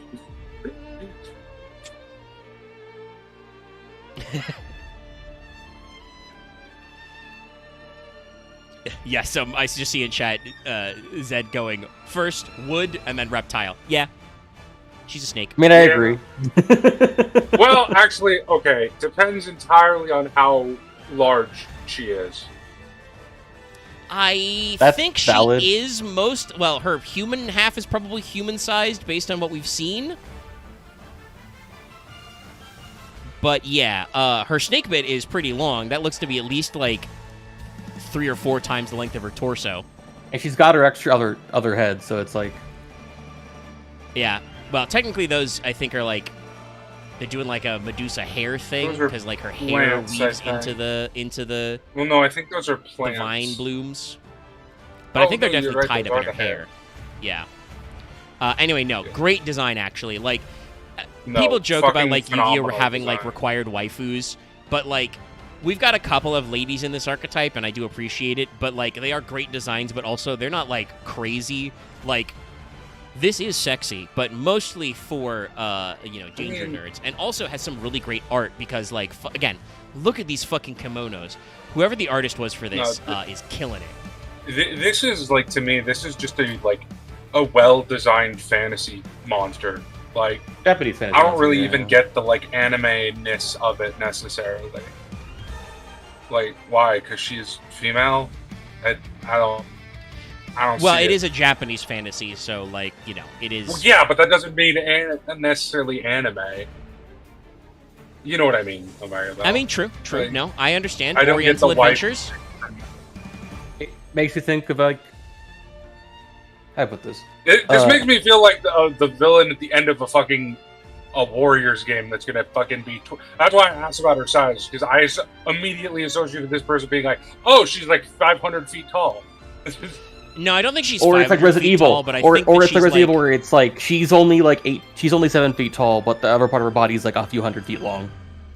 I don't know if it's 100 feet long, but again, her snake tail is definitely the bulk of her body. Like, at least, like, measuring, like let's say if I got out my line draw tool, right? Like, let's see, I think her waist is probably, like about here-ish. I think the snake tail probably starts, like, somewhere here. So you've got, like, it's, like, this long, and then it does that, like, back and forth, like, 3 times. It's like I said, it's, like 4 or 5 times the length of her torso. So even if she's got the torso of a normal, like... Again, this is very Japanese-inspired, so we'll say a normal, like, 5-foot flat Japanese woman. That still probably means that she's, like, 20 or 30 feet long. So she can probably do some very impressive moves. Same with her, like, snake hair. Like, those guys are also super long. They can reach out and touch you. And she's got a sick Kusarigama. Did we show this card But Lucky? her We showed this card Lucky. Her effect, No, she's though. great. Also, Holy yes. shit. No, this card's really good. I love this card. So she is a Link 4. She does have the back 3 arrows and then has the right-facing arrow. She is for a Link 4 2900, which is pretty good. Yeah. She is And back then to if being you're- mostly generic, 2+, with including a insect, plant, or reptile. And then her effect is, if your opponent activates a monster effect, you can activate this effect. Neither player can activate effects of monsters in their hand this turn. Fuck you. Yeah. So Either on... Usually what this means is, I'm playing Battle Wasp. If you have a fucking Nibiru, I die. So go into her first, and then fuck you, no you don't. well, so here is the thing. I think this is supposed to be like a nib protection, which would have been very big in 24. It is kind of a punishment for hand traps. The problem is that, like, so this doesn't say to negate the effect. It just says you can't activate the effect. By the nature of rulings, your opponent has already activated an effect. So they still get whatever they did to trigger the hand effect. But this can be a very annoying card, which is designed to shut down your opponent to punish them for hitting you with hand traps. Yeah. Also, on their turn going second, this is a control piece because basically the moment they activate any card, like they normal summon their first guy, or they activate a hand effect, you can basically just be like, okay, I don't have any hand traps left. Again, this card was designed when Max C was at 3 in the OCG. I feel like there are a couple of design decisions that are deliberately designed that way, which is also annoying, but, you know, is how it is. But, like, I don't get to hand trap you with monster effects, but you don't get to activate any monster effects in hand, period. So, like, it is a floodgate in a sense, but it's one that your opponent has to play into first. So, obviously, if they have any removal, if they have any non-monster effect things to do, they can get around it. But, yeah, it's pretty good. And also, she has the usual, you know, if this card's in your graveyard, you can stack a guy to the bottom of your deck to summon her back, which can also be pretty strong. Her name, by the way, in Japanese is just Raika no Kusarigami, but they play with the characters so that it is the Kusarigami, you know, instead of Kusarigama, the verb they use is used to refer to the zodiac sign of the snake. So the translation is something like, you know, chain viper or chain snake. And you can see the chains around her. It's cool.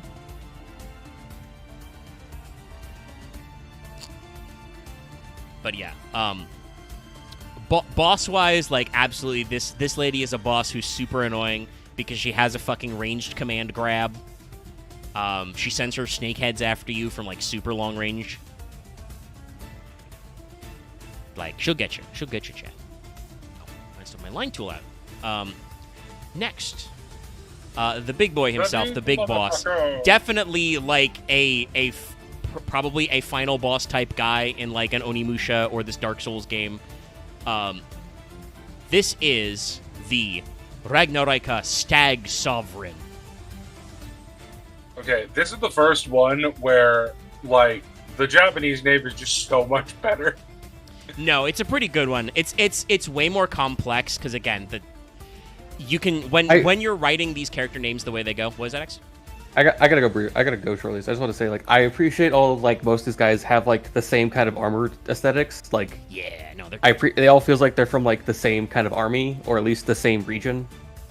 Yeah, no, I think they've got a very unified design. What Dallas is referring to is this guy's name in Japanese is Dai Oga. No, go ahead, X. I would love the weird insectoid Onimusha game. That would be this game. Like, no, not like Sekiro, cool, but Onimusha. Yeah. Yeah. Where it's like you have, like, actual, like, fighting game actual, like, parry and fighting mechanics against, like, weird insects where you can have creatures with different limbs and different armor types and weapons and the creatures and, like, and you can even see it in this. Like, this is just bug looking man. You know, he's got his big armor, his very beetly type armor. But he just has a sword. He has a big ass sword he's gonna hit you with. He just doesn't grab your head and throw you on the ground and stab you. Yeah.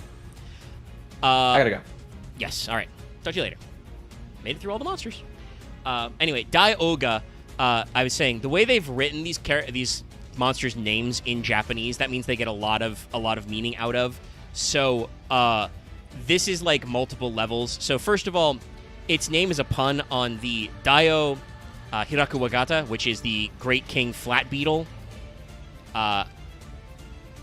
whose name is Dorcas bucephalus in scientifically, and the word Oga, the loan word for ogre, but it uses the kanji for Oni, and also uses other kanji for Onimushi, which means ogre bug.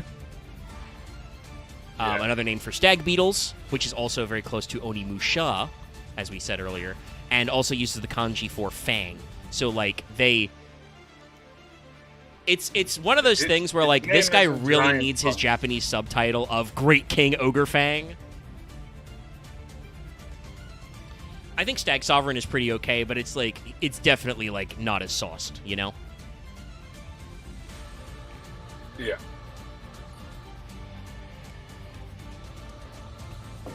But yeah, this is your big boy. This is, in fact, as I mentioned, a Link 5. Now, the reason why, Dallas, you may not have realized he was a Link 5, because also great arrows, by the way. It's all 5 of the back ones, so left, right, and then all 3 back. Earth Insect, 3,300 attack. He is just 2+ Insect, Plants, or Reptiles, so he is a Link 5 you can make with 2 mats minimum.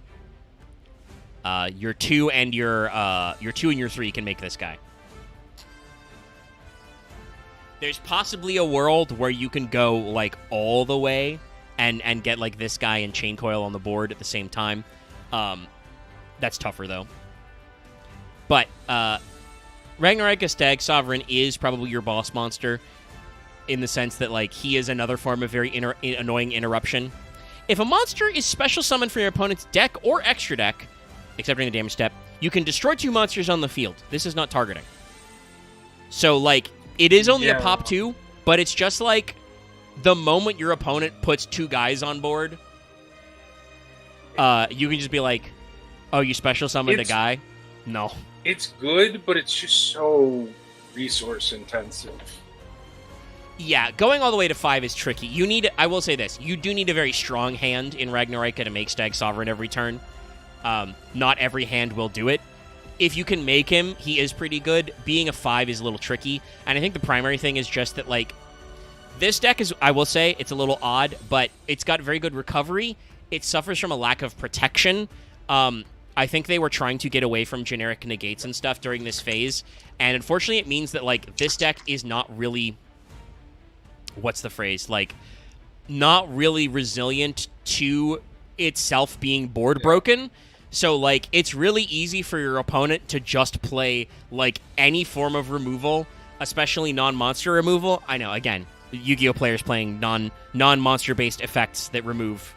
But then again, I got Sketch Striker. Yeah. Omega, I saw the craziest thing ever the other day. Yeah? So I saw anti-Regeki Resolve. Ooh. Regeki is pretty popular, so one. that's funny. But yeah. But yeah. Oh, sorry, clear my nose a little. Yeah, so like Hey, this Lock. deck suffers from a problem of like it is one of those classic decks that like your opponent has to play into it. So like Chain Coil, it works the way too. Your opponent has to activate a monster effect before you can lock them out, and if they just wait to activate Nib until the most annoying time, okay, so you can stop them from nibbing you again, but you still get nibbed. Yeah, same but with, like, here's the Stag thing, though, Sovereign. Omega. If you play this in B-Trooper, or not B-Trooper, Battle Wasp, getting nibbed twice is actually a concern. So that's why Chain Coil is so fair. good. That works. That does work, yes. Getting hit with the nib twice, like summoning again, through different stuff, you can set it up. But yeah, Stag Sovereign is the same way. Like, your opponent has to summon from deck or extra deck for you to get the pop, so they can just, like, set it up so that, like, they're not doing it. But it's still a pretty decent interruption. And then he has the usual effect, which is tuck a tri-type to the bottom of your deck and then special summon him, and then you're locked. He is still, like, a 3,300 boy, so he's pretty big. I'll say this. I mean, you're talking about, like 40k stuff. This guy's probably a warlord. Like, this guy's a boss. That's been in kind of a 40k mood. I'm like, nah, this guy's like a unit leader type guy. Insect-looking samurai guy. Yeah. Totally not gonna say a Digimon. Dusty old man. Yeah. Is that playing Dark Souls again? No. He debated it earlier, but is not, I believe. No, I did actually just die to win. All right. This is Ragnaraika Bloom. This was our cover card for the thumbnail. This is a continuous spell, so we're going to talk about our 3 spells. Actually, I will say that's another reason why I think this deck is weak. I've seen, speaking of discussions about stuff, I've seen a pretty decent discussion from a handful of people over Twitter and stuff over the past week, talking about how there is a problem in constructed, like, pure TCG or OCG with just the nature of the beast, that decks that rely on continuous cards are seen to be at a real disadvantage because of the way the current rulings work, and that they don't have built-in protections or punishment, so that if your opponent does have any kind of interruption or removal on them, it makes them, like, impossible to play, like, going second. Yeah. Like, you just can't. So, whereas those decks are succeeding in alt formats like Genesis right now, because I think MST has points, Cosmic Cyclone might have a few points. Like, it's something that, like, your opponent has to, like, consider in their math, and it may not be running literally every game. They don't have, like, 3 MST in side deck or kind of thing, right? Yeah. And unfortunately for Ragnaraika,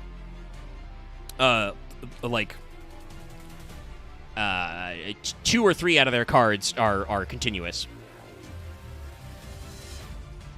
One of which is Bloom. Bloom's an okay card. I think it's like a pretty high. Let me check the Master Duel rarity.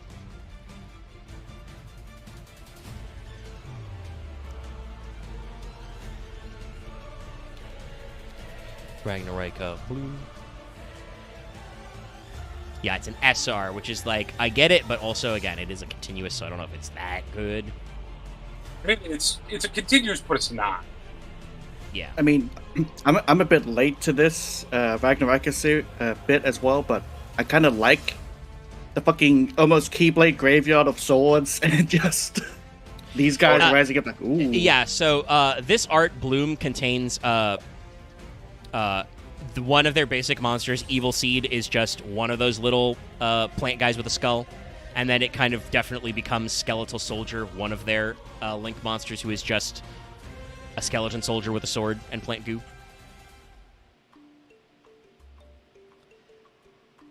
Like, there's some very, very fun art aesthetics. We did mention this before you got here, Loth. Also, everybody say hi, Loth. Hello. But this is an archetype that is not on quote-unquote fail portrayal because it looks bad, or not necessarily because it plays bad. This is mostly one of those episodes that we do occasionally because I'm like, no, I want to talk about something I really like. I think this archetype is super cool, but it's got a little bit of roughness to it. The name in Japanese, by the way, for this card is Ryoryan Kuruizaki, which means blooming in profusion, just, a turn of phrase for blooming. So, this continuous spell says, insect, plant, and reptiles gain 300 attack and defense. All other monsters lose 300 attack and defense. So it's a 600 swing. That can be helpful because of your stats. Like, it can be very strong. Setting up Armored Lizard as like a wall and stuff can actually be pretty good. And then you can activate one of these effects. Either add a Ragnaraika from your deck to your hand, then discard a card, or special summon a Ragnaraika monster from your hand, graveyard, or banishment in defense position. So this is kind of your starter or kind of your extender. It's got, one effect you can activate per turn, and you can use this effect once per turn. So it can be used to kickstart your search. Don't have an Evil Seed or a whoever in hand, or need to otherwise fix your hand.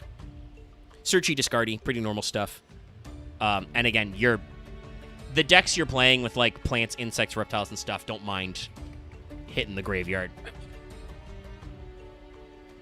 Or if you've already done, like, if you already have all the Ragnarika monsters you need, this just gives you an extra link material by summoning a guy back.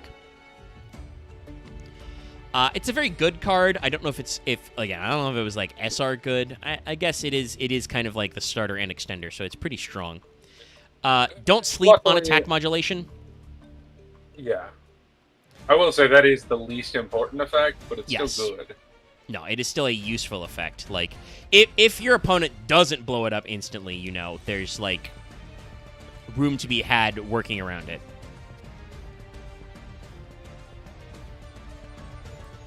All right. Don't need that. Don't need that tab.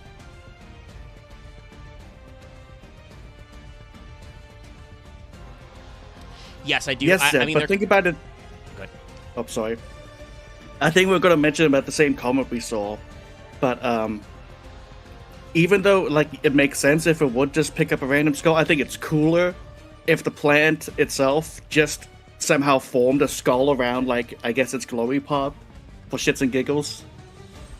And, like, that's not the skulls appear to have different extensions. I mean, remember, these guys are called, like, budding calamity in Japanese, so... What is it? It's like mycelium instead of, like, an actual skull. Yeah, it's just like a weird mimicry. I don't think these guys... I will look again on the page. Yeah, no, there's no lore, so we don't know exactly what the idea is. I would assume it is kind of a case where, like, there's a... I'm guessing because of the way it's laid out, like, it is a thing where, like, there's a huge ancient battlefield full of, unhallowed dead, basically, and then a plant grows from the ruins, and it becomes these guys. like affects local wildlife and stuff. Anyway, here's the big one. And I gotta say, I will say this. I think the main weakness of this deck and where it needs support, Johnny Konami, if you're listening to me, I call you by your name. The support this deck needs is in the back row. Like, I think the actual resource loop of the main deck monsters is pretty solid. There's probably other shit you could do, but you don't need to do. The main thing would be, like, maybe giving them like a different a main link deck to, or two. like, maybe another main deck name just so you have more names, but they're not, like, super necessary. I think it's mainly in just the fact that, like, you have a built-in spell trap searcher in Mantis Monk, and the card you search with Mantis Monk is almost always this one, which has Mantis Monk on it. Yeah. This is Hunting Spoiler, Dance. this is the card this is the trap I run for the deck, because it's... Read it. Raika Dairin Kubikarimai. Budding Calamity, Great Flower, Head Hunting Dance. Hunting Dance works. This, by the way, is absolutely... That's the name of the attack that a Mantis Monk hits you with and you fucking die. I told you he shoots... Yes. He shoots ranged waves out of his double scythe and kills you. I can He is just never hear known like defeat.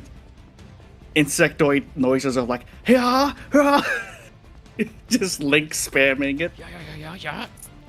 Yeah. Anyway, yeah. So, this is like the primo card. This is like one of the better cards in the deck. I think this is their best spell trap. Like, you've got a pretty good edge to summon Link monsters and they're decent bosses, but this is a key part of your end piece. This is a normal trap that says, target cards your opponent controls up to the number of different monster types among Link monsters you control that is insect, plant, or reptile, destroy them. If a face-up insect, plant, or reptile monster you control is destroyed by battle or card effect while this card's in your graveyard, except the turn it was sent there, banish this card, target one monster your opponent controls, destroy it. Because each effect So it's a pop at least one, and then a revenge pop. Yes. From the grave. It's a very pop good. 1 to 3. Like, this is a card that has the potential to basically be like the insect version of shit, what's that Wing Beast card? Icarus attack. Icarus attack, yeah. It can basically be an Icarus attack, or it could just be like a, just a normal spot removal trap. If you actually manage to get 3 different Link monsters of 3 different types out, it can be a pop 3, which can be very strong, and it is cards your opponent controls. This is another reason, by the way, why Selene Snapper is a little tricky. Like, if your opponent has back row, you can just set the trap with Mantis Monk, and then if you have 2 Links on board that are different types. Obviously, like, I think that Selene Snapper being a reptile helps you set that up, but it's much less necessary. What I would say, Konami, is... again, maybe consider giving us some different Link 2s. Maybe a Link 2 that's a plant? Actually, any of it? No, that's right. Skeletal Soldier's already a plant. It's an insect they don't have a Link 2 of. There's some decent generic insect Link 2s, so you might be able to make it work. Yeah. Because Coils is a reptile and Spag Sovereign is an insect. I'm saying they don't need a Link 2 reptile because we'll talk about Haggard Lizardos. I think that guy came out in the TCG in the same set as these guys. Really weird guy, but yeah, a generic Link monster that happens to be a reptile who's good. But Hunting Dance is like your number 1 card. And even then, like, I would say the main thing that holds its back is the Revenge Pop is only not the same turn it was sent there because it, like, has to be, basically, they didn't want to make it so that you could activate it and do the graveyard pop on the same turn. I think they probably should have just said that you can only use each effect once per turn and only one that turn to avoid that. Because it does mean that if your opponent like blows up your back row, you can't still get positive out of it. But depending on what their board is, like assuming they don't just blind feather dust. However, you can still what flip it does mean is if you're going first, you can just pitch Hunting Ground to summon a monster and then have that in your back pocket. And then if you search it, because that does mean that if you do discard for cost, which you can do throughout the course of your combo, you do have the ability to just do both pops. So, like, it can be very, very, very nasty. Yeah. So I will say that I think it's a decent card. And I do believe that those were the only 2 spell traps in the deck build pack for the archetype. Yep. And they gave them 1 bonus trap card later, which we will now look at. Wisteria of Woe. Whoa. Budding be upon ye. Ragnaraika, or aka Budding Calamity, Bleached Wisteria. This, I think, does lend to their kind of idea of like the skulls and stuff. I mean, I said this earlier, Zed. I think that I don't know if it needs synchro monsters, but if it had an in-archetype tuner, that could be funny. That said, I don't think you actually like. You don't really need help with insect and plant tuners, and technically, you probably don't There's need some good ones out there. with reptiles either because of Reptilian. I don't know if any of the Reptilian is a Reptilian weird tuners are deck crazy because good. it went from a synchro deck to a They have a pretty good link monster. link deck. Their newer tuner for Reptilian Coatl is recommended. She's a fairly good generic card. Right, Coatl. I keep forgetting this. Actually, yeah, that combos. I'm looking at Coatl. She combos really well with Armored Lizard. Actually, she says if you control a dark reptile, you can special summon her. And then if your opponent has monster with 0 attack, you can special summon an equal number of reptilians from your hand, so she can be like a really big extender. There are But she's only. tuner 4. Do you know there's only 5 reptile archetype? Yeah, it's a weird case where there's not that many. And 3 of them are are GX and before. Yeah. I do actually think that like Konami was scared of Snake Rain for a while. But they're like shit. Oh no. If we do make a card that is too good, you will just make this and it'll be powerful.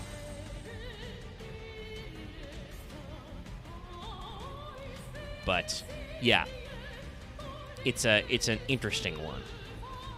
I mean, why make reptiles when everyone loves dragons? Just more dragons. But you I can turn hate reptiles into dragons. I really do. I love dragons, but there's a lot of dragon archetypes in Yu-Gi-Oh. They don't need to be that crazy.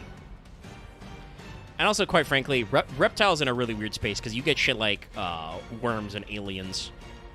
Like they did some weird shit with reptiles. I wasn't even counting Worm because Worm isn't a pure reptile archetype. It's 2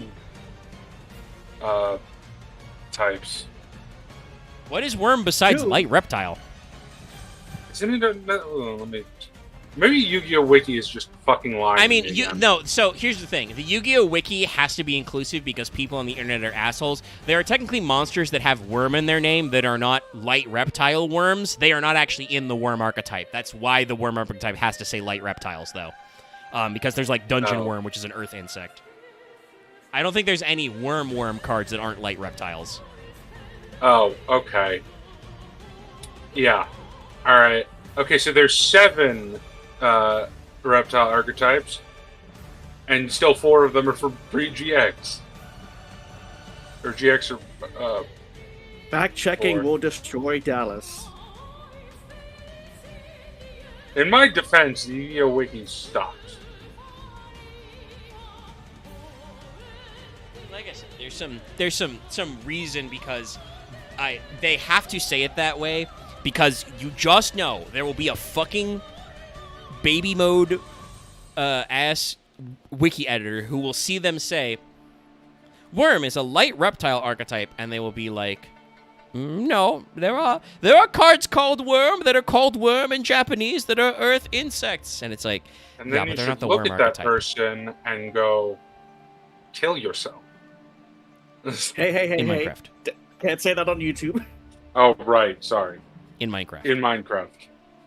You probably can't say that on Yeah, YouTube. you I think that's more for Twitch and like TikTok, but it's weird knowing where you go in there. People have the cross form. Anyway, we haven't talked about this card at all. This card art is sick. I love how Wisteria of Woe looks. No, it Unfortunately, no, go ahead. It's bad. it lends credence to the this is just, oh hey, this is a graveyard, this is growing out of it. It's pretty morbid, but pretty. Yeah. this card exists for a version of Ragnaraika that doesn't exist. So this is a trap monster. Special summon this card is a normal monster, plant, level 4, 1600 attack. It's also a trap. If you control a Ragnaraika Link, you can banish up to 2 cards from your opponent's graveyard. So, like, technically it has, like, a funny interruption because it's 2DD crows, right? Like, it's disruption against graveyard decks. During your end phase, if it's in your graveyard, you can shuffle 2 insect, plants, or reptile monsters from your graveyard or banishment into the deck to set it. Like, it's okay. It's just that the deck didn't need the ability to put extra guys on board. Like, none of your monsters proc if you summon a monster. Like, none of your Link monsters have effects that's like, you know, if a reptile, insect, or plant is summoned to a zone this card points to kind of a thing, right? Yeah. Technically, there is room for, like, trap monster stuff because they did eventually do the man deck, which all the, like, Apophis trap guys are, like, reptiles that are trap monsters. They also, I think, have Circuit. It might be an insect, or it might be a fiend. I don't know. Or it might be a fairy. What? Omega, how could you forget such a pivotal character such as Odeon? The man with the mark? No, I would never forget Man. But that said, right, like, that's not enough. You would not build, especially because this was pre-Man with the Mark coming out. I think that was last year's Maze deck. And this was 2024. So, like, Konami probably knew that they were planning on retraining those cards, but the cards weren't out yet. I understand that there previously have been reptile trap monsters. There aren't really plant trap monsters, so, like, I don't get it. Like, I do agree with the sentiment that I think the back row is the area where you could give this deck more support. They don't have a field spell, and I don't think most of the archetypes they play with need field spells. Aroma's field spell is okay, but not mandatory. Reptilian has a pretty good field spell. If I may, good. Probably wanting to avoid cross-contamination of plant or insect trap monsters, because even though it may name check, Trap Tricks is still a pretty popular archetype. Well, yeah, but I don't think Trap Trick would necessarily, like, because you can play Trap Tricks in this deck. Normal. But yeah, this is a continuous trap. It's still a 4, so, like, it would still be good. It's just one of those things that's like, I don't know, like, why it's here. Like, it being a plant is not necessarily a problem. It just means that there's not any extra support for it. Like, Ragnaraika could play other trap monsters. There is a Trap Trick trap that comes to level 4. The Apophis traps are, reptiles when they're summoned and can do funny things. But, like, you're not playing, like, Silo Hat Rabbit in this deck, to search them. Like, its effects are good, but I don't know why it becomes a guy, right? Like, and arguably, like, again, I get the, like, shuffle 2 insect, plants, or reptiles back from graveyard or banishment. Like, that's a good effect. How should I say this? That should have just been a normal spell. It should have been a normal spell to, like, shuffle 2 guys back from your deck and maybe draw one card. It's a case where I don't know why you would play this. Like, it's for such weird niche stuff that it doesn't really do a lot for the archetype. Though I will say, actually, you mentioning Trap Tricks Loft. Trap Tricks does have a field spell as well. Though also, I think Trap Tricks has enough support that you can just play Trap Tricks plus generic extenders. Yeah. Like, most of the archetypes you play this with do not need them. Is there a B-Trooper field spell? Nope. But I think maybe there's a lot of continuous spells. That's for sure. If there is, I know there's no Battle Wasp. Yeah, no, there's no Battle Wasp field spell. Also, yes, no, Zed, you are correct. You made a joke about them adding the completely unnecessary extra support because it didn't do anything the deck needed. That's correct. They already did that. Like, it's cool to give you a second trap card to search. You don't need to do that. Hunting Dance is way better than this card. Like, this is a niche side deck card for if you're playing against a graveyard deck and you need, like, banishment. You know what you can just do, though, is, like, play DD Crow. Run, yeah, D-Shifter. Yeah, you could play D-Shifter in this deck. You yourself can get around the banishment of like a D-Shifter or playing Macrocosmos. Yeah. Like, I wouldn't call Ragnaraika a shifter deck because they do have a couple of effects that send to graveyard, but like, yeah, they can work around a shifter play. Yeah, if you're playing, it's definitely not a deck that is above playing it in the side. Yeah, so like this doesn't do enough for the deck that's really interesting. Like, I do, as I said before, I do still think that the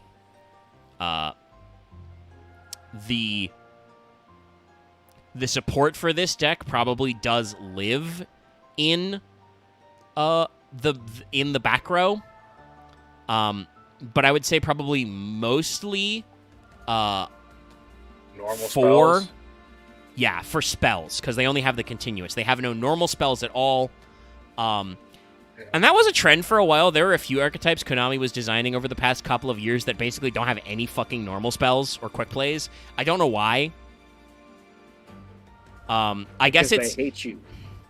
So there are limitations when you're designing an archetype inside a deck build pack. They gave this deck 5 extra deck monsters? Yeah, because 1 link 2, 2 link 3s, 1 link 4, 1 link 5.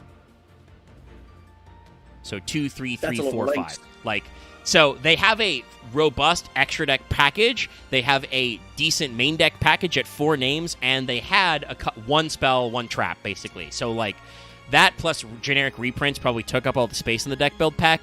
But that is kind of like always the thing of like Konami supporting deck build pack decks. And guess what? Konami does do that. They've done that before. Live Twin's gotten a shitload of support over the years. Like, they added the Link 4 later. They've added multiple alternate costumes to Leela and Kiss-a-Kill. Obviously, I think the Evil Twins or the Live Twins are way more marketable than Ragnaraika. But that doesn't have to be true. Ragnaraika looks pretty sick. I think you could work with that. You know. But... it is certainly a case where, like, so, give them extra juice. Give them extra sauce. Maybe if they did a Universes Beyond for Yu-Gi-Oh! Yeah? They could do support for it in there. Would that work? No, that wouldn't really work. No, Zed is somewhat right. Give Ragnarika some crazy-looking, bad bitch, insect or plant woman. Well, guess what, Loth? They already did that. There's a snake lady in this archetype. And there's a bug woman. Yeah, you missed it. Yeah, that was the Link 4. Curses. Maybe next time. Here, I'll grab her and throw on the screen, because I really need to be better about caring for my voice, so before we talk about some of the generic shit you play in this deck, I really need to go, take a second and refill my water. But your voice has been on the fritz lately. Well, I have been sick previously, and, it's still, a bajillion degrees and full of, nature out there. So, I don't think we're necessarily, giving loads of vocal rest.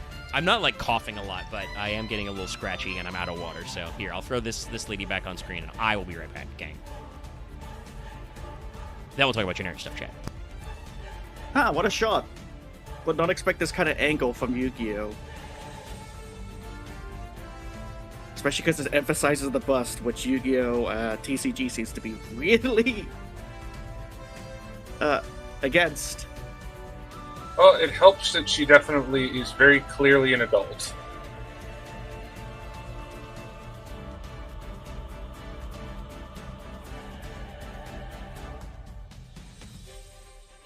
Is her hair turning into snakes?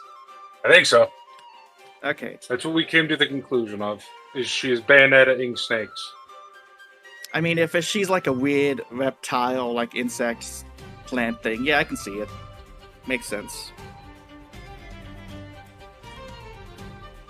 If you told me as well this was a reptilian card, I would believe it. Yeah.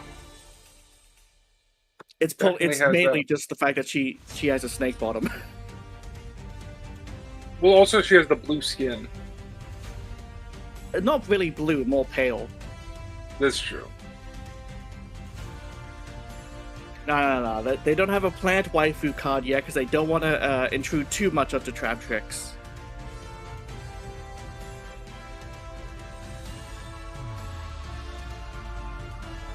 Look, I have a love and hate relationship with Trap Tricks. Master Duel really fuck with me with too many Trap Tricks players. Yeah.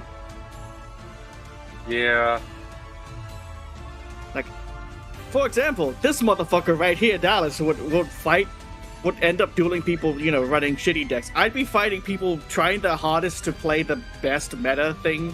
No, I just ran into the fucking 50 bajillion Blue Eyes players who didn't know how to do anything except sniff blue.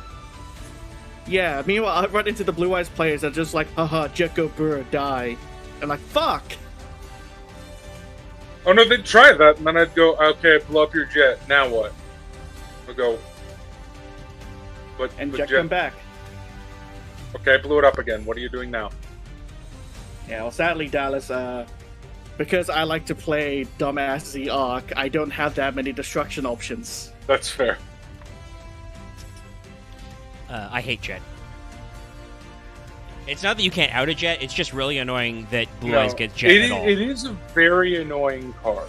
I will say, I am much more annoyed by other Blue Eyes cards that are more annoying to play around. Like, I don't know why. Okay.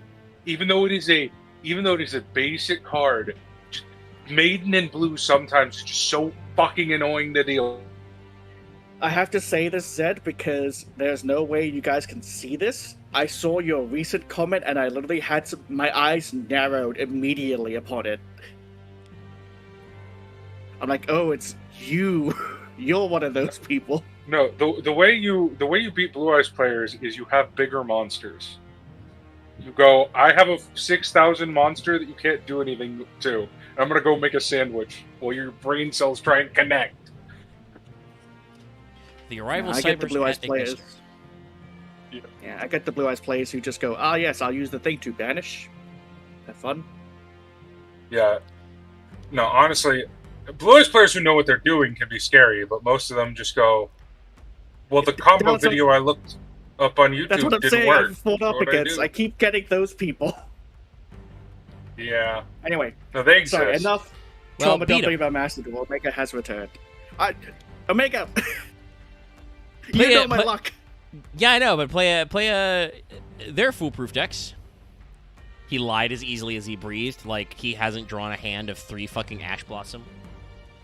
I've talked about this before, by the way. This is exactly my issue with the over-reliance on hand traps. It's because I have way too many times drawn a hand that, well, I was going first, and it's like, well, guess what? I lose because I don't have any activatable cards, and guess what? I lose because on my opponent's turn, only one of these 3 cards can be activated. Omega, Meanwhile, your Orloff, opponent always has their starter in the hand.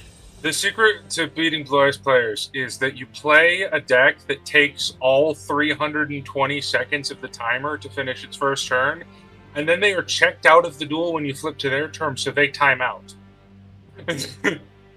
They left to That go is eat the a secret. sandwich. Yes! The secret is playing DDD, and then they're so bored by the time it's their turn that you win. Oh, fucking Well, hell, also, yeah. you probably would get him anyway. You also probably would get him anyway playing DDD. I think DDD is No, a better deck Omega, than Blue I have Eyes. literally ended on a board before that I'm like, if they read the cards, they'll realize this board sucks. But then they concede because they don't read the cards. Right, because they don't want to Okay. worry about it. But yeah, let's talk about some generic Yes. support. Yes. I was also going to Can say we talk Lawful about my Tiger talking favorite about bug boy? angles. You want to talk about Zextagger? Yeah, we could start there. No, not Zack Sager. While I do love him, I'm talking about Dareem. Or Dareem? No, that's not the right word. What the fuck is his Dormammu. name? The level 9 dude who looks like a skeleton lord. Are we thinking of a Bear Graham, the Shelled Emperor of Bear the Forest Graham. Crown? There Yeah. we go. Yes, Bear Graham. That was my other thought. Yes, we can talk about that guy. He is a pretty good contender for this deck. I do like him in Yeah. playing insect decks. Bergam. But I actually wanted to start this because you guys got on Jet late in my conversation coming back. But I was going to say, a lot of the time you're talking about angles, and like nobody showed him the feet Oni yet, have they?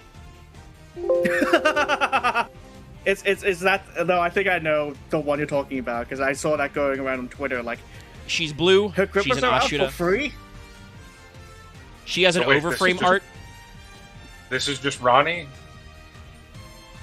No, because she's a big muscly demon woman. Okay. Ronnie hit the gym, got it. Sorry, you just said blue woman with feet. And that's just my first association. What the fuck? This is Beargram, baby! Bergam! The funniest part is that everything else looks kind of like, generic tokusatsu. Because he has the face of just, we grabbed this skeleton and we just put it on there. Oh, that's great. I love it. Yeah, no, Bergam is very good. Similar design school, but a little different to the Ragnaraikas, I want to say. He is a don't bug like man. reptiles. But, well, I won't say he doesn't like reptiles, but he doesn't interact with reptiles. But his design scheme is pretty similar. No, you know who this guy technically came my out immediate first. thought was? Speaking of anime waifus? Question mark. This fucking looks like Griffith. With the angry mouth and the angles of the face, maybe. And the same color, I'm pretty sure.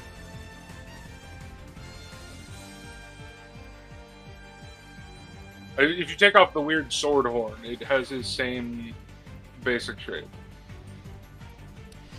But yeah, so Beargram, Jukan no Kote Beargramu. Cell number of the Forest Crown is a level 9 Earth Insect, 3,400 attack, 2,800 defense. He does therefore have more attack than your biggest boys in your extra deck in Ragnaraika.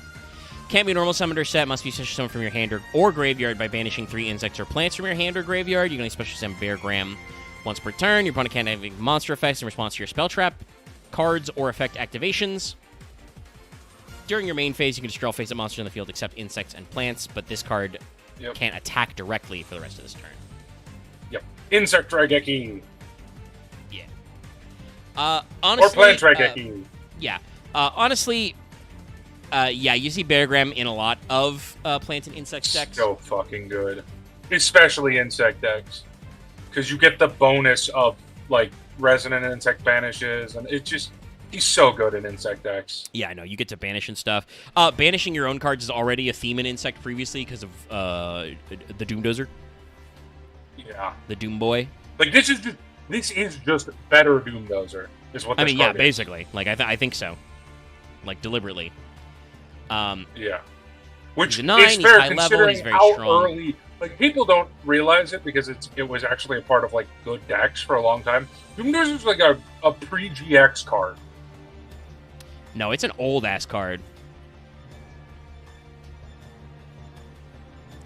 He's a brilliant boy. A big beetler. But yeah, no, Beargram is very simple to talk about, but no, this is a card you should always consider playing in any deck that involves at least 3 insects or plants. Obviously, you can plus off of it as well, but he's just a big-ass guy who's a special summon, and then your opponent can't use monster effects to respond to your spell traps or effect activations, so they can't be, negated or otherwise, like, interacted with by those. Not hand trapped at all. Like, it's very strong.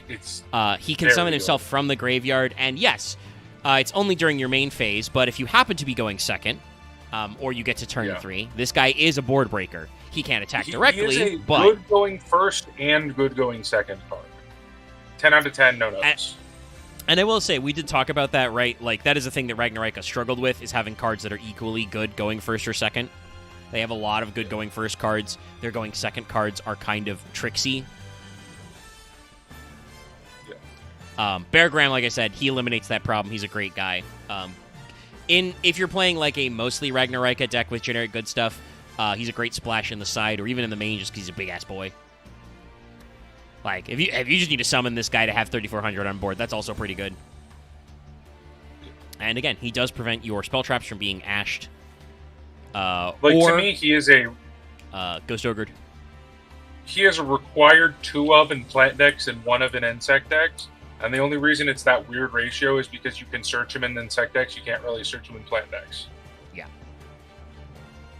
That's another thing I will say that Ragnarika is a little weird about. You can do some stuff to get some extra guys, but they don't really have like a tri-type searcher, you know? And there's no like equivalent of like Tenki in the deck. Let's talk about another guy though, Zek Stagger, because he also came out in the same set as Bear Grim. Humongous Hive Hegemon, Zek Stagger. I made this joke about it being a tokusatsu guy earlier, and then this. Oh no! This guy's This lit- is the tokusatsu. Loth, you want to know what this guy's Japanese name is? Oh, please tell me. Kochugatai Zekustaga.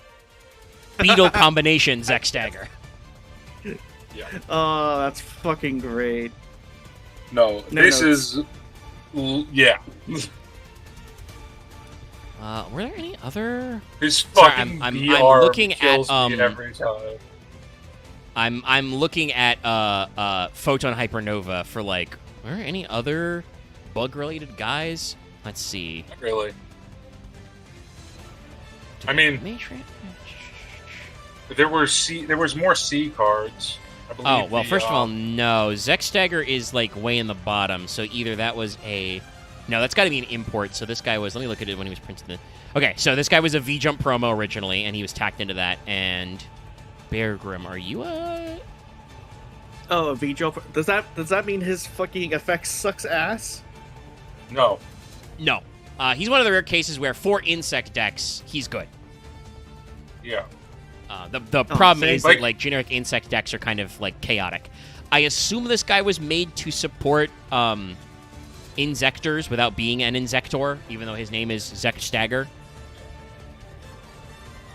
But he also works in several other insect-related decks. So, he is a Wind Insect 8, 1500 attack, 2600 defense. Gains 300 attack for each insect monster on the field except this card. So, they probably could have wrote that as each other insect monster on the field, but it does mean that if you have multiple Zek Staggers, they would count other guys, but not their own. And then you can use the following effect once return. If an insect is special summon, you can special summon this card from your hand. During the end phase, activate this effect. Each player can special summon one insect from their hand or graveyard, but negate its effect. That's it. Yeah. Just free insect extension on a big ass 8. Yeah. There was another insect stuff from this that you might know. It's a insect fusion monster from the same set. Fusion. Ultimate fusion insect. Wait, nope. There's another one, Dallas. This was the same set that has Diobalantis, the menacing mantis, the synchro. Oh yes, and also Sneaky C. All right, we gotta look at. I'm gonna pull up Diobalantis now. Diobalantis doesn't necessarily go directly into Ragnaraika because, like we said, you don't have any archetype tuners, but there's so many good generic it does insect go tuners to directly play. into Bee Trooper. Also, this guy, I play Diobalantis in my Aeromage deck because you play that deck's all so planters, good. but you play several generic insect extenders because you can. This guy looks like a prototype to Ragnaraika, though. Yeah.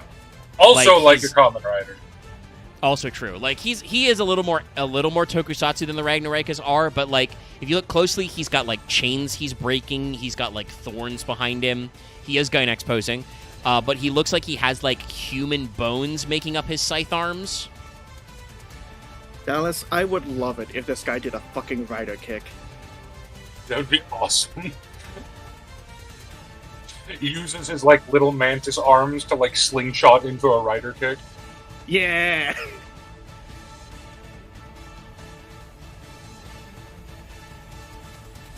But yeah, there is.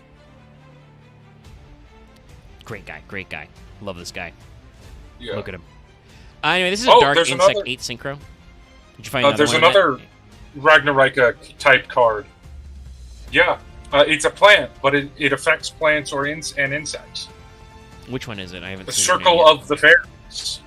Was Circle of the Fairies in this? Mhm. Or are you just talking in general? No, shit, Circle No, of the Fairies was in this set. Oh my god. That's another card I also play in Aroma / in this. Okay. So I don't know what Konami was on when they were making Photon Hypernova, but they put several pre-support. Maybe it was just after some of the new aromas. I don't know, but like there was a lot of support that would end up in this deck later. But yeah, we'll talk about Circle of the Fairies too. But here's Diobolantis. Like I said, he's a Dark Insect 8. He's a generic 8 Synchro, 2500 attack, which is a little low for an 8, but it's fine because hey, this card is Synchro summoned. Send insect or plant monsters from your deck to your graveyard up to the number of non-tuners used for its Synchro Summon, so this card is at least one Foolish Burial. If you control this Synchro Summoned card, target an insect or plant you control, it becomes a tuner. You can only use each effect once per turn. That's it. This is so fucking good in Battle Loss. It's so ridiculous. Dallas, this is good in almost anything. Like, this guy is just... No, but like, specifically the tuner extension, especially now that Battle Loss has now that Battle Loss has their big fuck off, like, 13 or whatever, 12. Yeah. Like, fuck you, Cannon Man. It's so good in Battle Loss. It's just like... And I know for a fact we have done a Battle Wasp episode and a B-Trooper episode. Yes. If you want to get in. I know that. Yeah, I think my brain was bonkled, but yeah, those did happen. So I don't know if we talked about the new Battle Wasp. It may have been around the time they got their new support. I'm not sure. We've been doing this for several years, gang. Yeah, Diobolantis is which is surprising, really. You know, we haven't finished yet. Not even close. Maybe a little close. But this guy also works as Circle of the Fairies works as a bridge because also from Photon Hypernova is the tuner that's pictured in this card, who is another one that you would play in this deck because it's generic insect tuner. Fairy Ant the Circular Sorcerer also goes in this deck. Oh, I had a moment of like, what is this weird like tree golem? And then I saw like whatever that tiny thing is. Well, hey, let me grab its card art and bring it up closer. Yeah, I love Circle of the Fairies. By the way, this is one of my favorite types of guy. You know, a tree guardian guy. He's holding like a fistful of fox spirits. But yeah. it seems like Fairy Ant, the Circular Sorcerer, is just piloting him like a Gundam. Whoa, Fox be upon ye? No, it's not whoa, Fox be upon ye. He's more holding out your hand to be like, here, man, take one of these. Take two of these and call me in the morning. I should be careful saying that too loud. Lucky might do that in Vintage Story. I know he just had a bumper crop of baby foxes born. And one of our favorite pranks is putting animals in people's houses. Yeah, sadly, you gotta make sure they don't despawn. God, he hasn't logged on, but the bear I put in Axe's house despawned, and I'm like, oh. Yeah, it's because we don't look at his house for like. I think he built the skeleton of his house last winter, or was it the beginning of this winter? And now that I've said it on a stream, he's gonna hear it later on and be like, "Loft, you fucker." Well, I would say to Axe, you need to log in a Vintage Story, baby. Servers up all the time. Lucky is very lucky that there is not smell-o-vision in Vintage Story, because I cannot think of a single worse thing than raising a crop of foxes. I mean, I think it would balance out because he's got a place that's full of fruit trees and plants and shit. Like there's natural perfumes That's around. Fair, but God, foxes. But no, foxes are, I believe, a very smelly animal, unfortunately. And there's several dragons as well, specifically ones that are plant related. So they'll probably just act as air conditioners or air fresheners. Circle of the Fairies is a generic Wind Plant 7 Synchro. So this is a plant. Bear Grim is an insect. One tuner, one non-number, two monsters. During your main phase, you can normal summon an insect or plant in addition to your normal summoner set. You can only gain this effect once per turn. When a monster is destroyed by battle involving your insect or plant monster and sent to the graveyard, target one of those destroyed monsters, inflict damage equal to its attack, gain inflict damage equal to half its attack, gain LP equal to damage inflicted. You only use this effect once per turn. This is actually an aroma support card with that effect, an extra normal summon. And then you also get to do burn life gain. Can we talk about one of the funniest monsters then? It's not in this set. Yeah. But it's one of my favorite generic plant links. Which guy? Name him. He's so dumb. Let me get his actual... It's something Infinite Tree. Cosmic Tree, Inner Mystile. That's another guy, yeah. I think I'm familiar with that guy. He's hilarious. Before that, I do want to mention, though, Fairy Ant the Circular Summoner is an Insect Tuner 3, 800 attack, 1500 defense. If an insect or plant monster is in either graveyard, you can special summon this card from your hand. You can only use this effect once per turn. Oh, neat. If this card you control will be used to synchro for an insect or plant monster, you can treat it as a non-tuner. Insect and plant synchro is very strong. There are reptile synchros, obviously, but, if you're playing Reptilian Ragnaraika, you're probably playing that as just Reptilians and Ragnaraikas, because there's enough Ragnaraikas and Reptilians in your extra deck.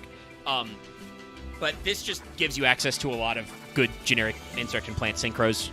It can be a non-tuner. And also that second part is so important if you're playing an already synchro deck.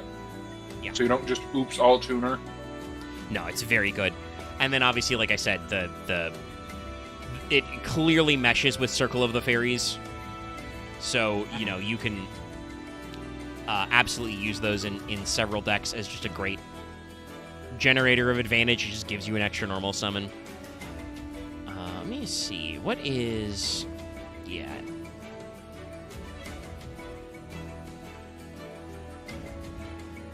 Okay, it's an interesting one, but we'll mention it. I don't think he actually goes in the deck, but they did make the big ass boy. It's very funny because that's actually a thing they haven't done a real good attempt to overhaul. Not that they did a great job with Rex Raptor support a couple of years back. The two-headed King Rex stuff really didn't go anywhere. I thought it might go somewhere, but it just turns out that it wasn't better than the shit dinosaurs were already playing. A lot of people which is thought the problem. It might go somewhere. It just didn't. Yeah. Honestly, same with the TCG exclusive GMX archetype is like... Dinosaurs are pretty good. It's got a loop in mind, but it's just not doing... It's not Mitsurugi, okay? It's not even going to be real to GMX. Damn, it's not even a Mimighoul. This isn't doing numbers. Omega, this is going to hurt you because it's a archetype a lot of people don't like. It's not even that fucking trap dinosaur archetype.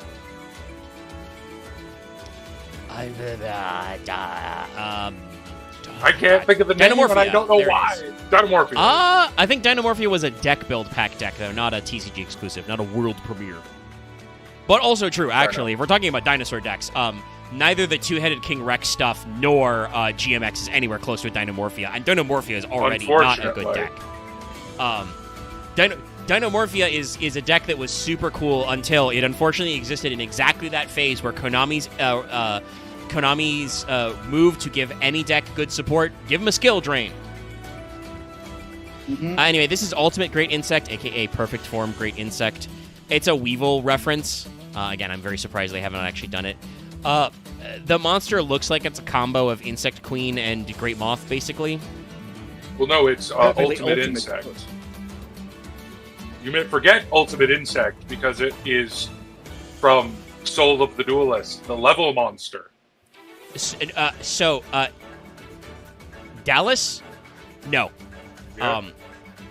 They called it Ultimate in English. This monster has nothing to do with Ultimate Insect. Its name in Japanese is Perfect Form Great Insect. Like its colors and stuff are absolutely like supposed to be Insect Queen and Great Moth. Though I do think that they gave Weevil the Ultimate Insect cards in some video games. Funnily enough. Oh, definitely. This is a level 9 Earth Insect Fusion, 3k attack, 2600 defense, 1 level 8 insect, 1 level 7 insect. So, Great Moth and Insect Queen. Though I do believe also there is a level 7 ultimate insect. Again, I don't think it's actually supposed to be a reference. It's just funny. You can only special summon this card once per turn. It must either be fusion summoned or special summoned for your action deck by attributing an insect with 2,000 or more defense equipped with an equipped card. Can't be destroyed by battle. During the battle phase, if a face-up card is in the field zone, destroy all monsters your opponent controls. Don't know what the fuck the field zone thing is. Like in terms of insect decks, I guess just Giant Ballpark is a cool card. Yeah. But definitely this is like supposed to mesh with the direction that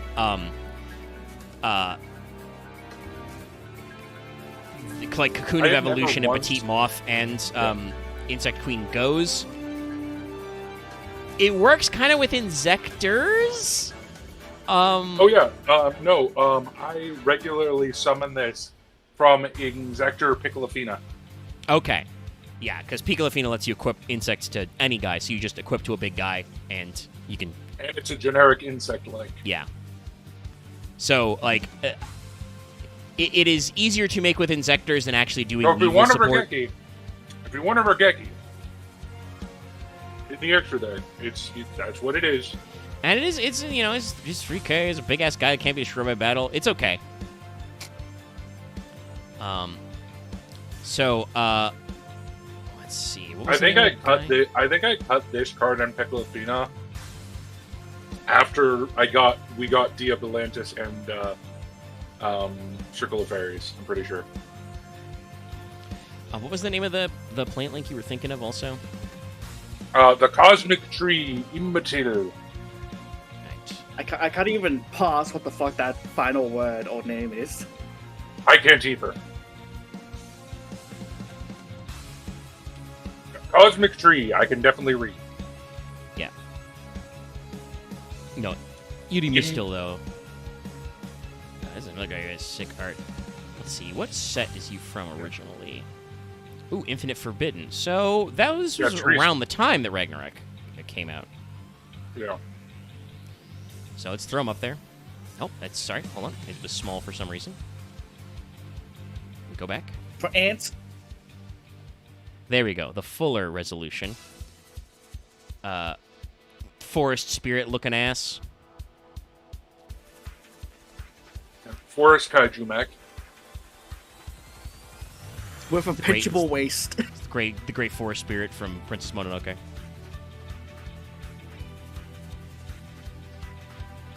Yeah. I could picture this firing fucking energy laser beams out of its fingers and shoulders. Also, no, you are correct that they did the field bonus power up in Weevil's first duel, but it is a little weird though because it's like what field spell are you playing? Like it probably Giant Ballpark. YouTube did say it was having a little trouble bubbling. Okay, it says OBS is reconnected, and we're back. Chat Live.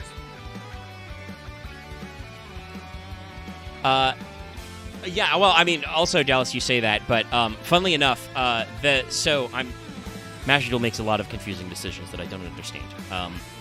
One of which is they're very sketchy with the solo mode. They did 2 duel challenges, which is just anime-inspired duels, and then, much like speed duels, stopped before they got to Synchro Monsters, which is cowards.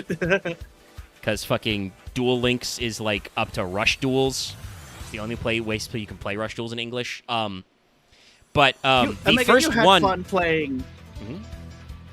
You had fun playing the story mode of Legacy of the Duelist in the Synchro archetype, right? Sometimes. Some of them were annoying, but that's because Yusei's deck was like way more annoying. I remember some of your Legacy of the Duelist streams, especially in 5Ds. You did not have a good time. I feel like 5Ds was definitely when shit got, like, the anime writing got way more, like, puzzle-based, and trying to pull off Yusei's ultra-specific synchro combos was a real pain in the ass. Well, and it wasn't just Yusei, because you had to duel as, like, Leo. Remember when they made you play Watts? They make me play Watts and Morphtronics and shit. Yep. Obviously that would be a component of the solo mode extension, but I still feel like there should be enough archetypes and duels that you can, like, go through to do it. They just didn't, because, I don't know. They hate fun content to farm for resources. Maybe they'll remember it some year. But anyway, what I was gonna say is, Weevil's deck is the first in the anime challenge mode solo mode, and his deck is a giant ballpark deck with a little bit of like the metamorphosizing insect queen cocoon of ultra evolution shit, and he does play Maxi. Arguably, they got through the hardest season to do that with, or the hardest series to do that with, which I would think is GX. GX is weird because like they ultra compressed it. You start at like Crowler and Ancient Gears, and you end with Yugi, and then they just jammed like a lot of weird shit in. If anything, they like arguably did like cut out some pretty interesting possible duels, because it's like, what is it? It's Ancient Gears. It's which is a deck that can just, it has all the modern Ancient Gear, well, not all the ultra modern, but like it had modern Ancient Gear support, so it'll just crack your back out going second. Cyber Dragons will crack your back out going second. Modern Thunder Dragons, which isn't that good, but is annoying because they literally didn't give Chaz an extra deck, so any deck you play that interacts with the extra deck, you just don't. And then who is it after that? Because like, okay, so we're up to like episode 10. I think it jumps straight to no, it's Destiny Heroes next, I think. Okay. Oh wow, that skipped a lot then. Holy shit! Yes, I think it does skip a lot because it's like skipped all of season 1. Destiny Heroes first, then Arcana Force. Okay, that's season 2 compressed. Then it's Crystal Beasts with Dark Crystal Beasts first. Okay, that's start of season 3.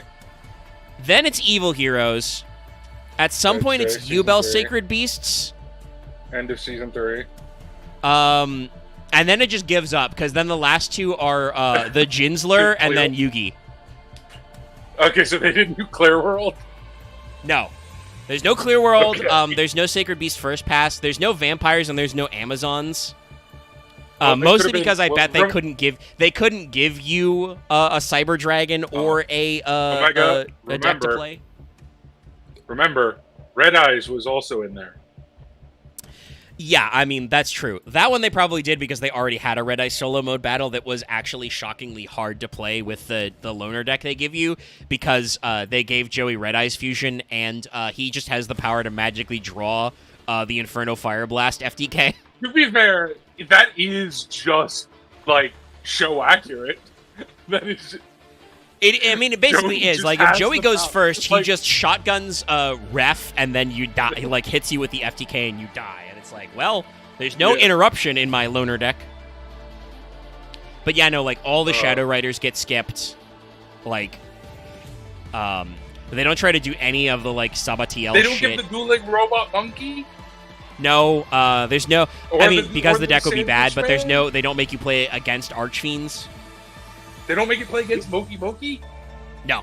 What about Which I think Gravekeepers? would have been funnier, by the way, than the... Like, I understand the duel that's literally against Jinzo is very funny, like, as a concept, and that's a deck you can build an archetype around, but, like, you didn't do Donzalug Turbo, you didn't do the Gravekeepers. You didn't do... Oh my god, the sandwich guy would have been horrible, because that just slash draw STK. But, like, I think that 5Ds, like, if you compress that down into, like, I think it's, like, 10 or 12 duels, you could probably come up with 10 or 12 iconic opponents to play in 5Ds. Like, you'd have to beat RDA, you'd have to beat, like, the first duel should be against Iron Chain. Well, no, it would be the Goyo archetype, then Iron Chain, right, yeah, it's RDA. Earth Warrior, Goyo, Iron Chain, RDA. I don't even remember most of... You could play against Black Rose, the probably. 5D's anime wasn't that good, so I don't remember most of it. Like, once you get to later, like, phases, it's easier, because it'll end on whatever the fuck Zeon was Time Lords. You'll have a TG deck in there. You'll have an Aesir deck in there. You can probably cut some of the other I guys. want them to do Zexal, because Zexal has some fucking bangers. No. Guys, they have to go the extra mile and just say, fuck it. There was no good duels in 5Ds to end it on against Malefics. No, they won't. They unfortunately, Loth, they won't reference the movie. That was because I think Zexal's the first 3 archetypes for the villains in Zexal are Gimmick Puppet, Chronomaly, and oh my god, what is Quentin's fucking archetype? Oh, the Konami spaceships.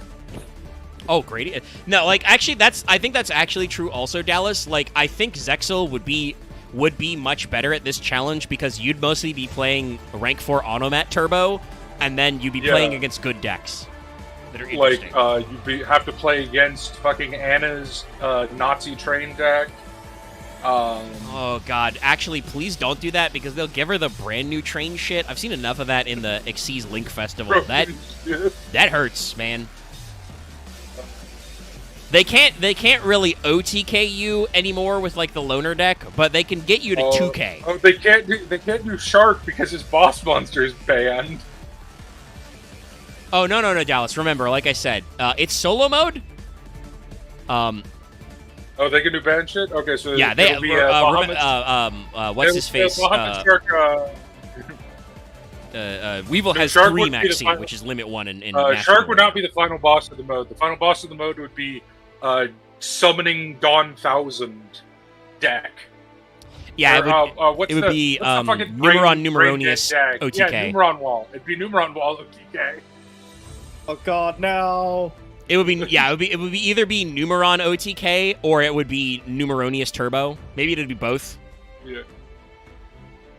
Well, which would be a serious challenge to play against Numeron OTK. It is Dawn 1000. That is Dawn 1000's deck, so it would be that. Yeah. Anyway, we should actually talk about what Irmistil does. He's a pretty cool guy. Sorry. This is another Link 5. It's an Earth Plant. It's only got 2,000 attack, and it takes 3+ effect monsters. You can only control 1, but each time your opponent special summons a monster during the main phase, gain LP equal to their attack. Once per turn, you can pay LP equal in multiples of 1,000, max 3,000 to make this card gain that much attack, so you can go up to 5k. Again, another card that's like really great as like a Link alternative in Aroma because he gains. But also is just a strong guy. Just to be playing around, makes a big boy. Gains lots of LP.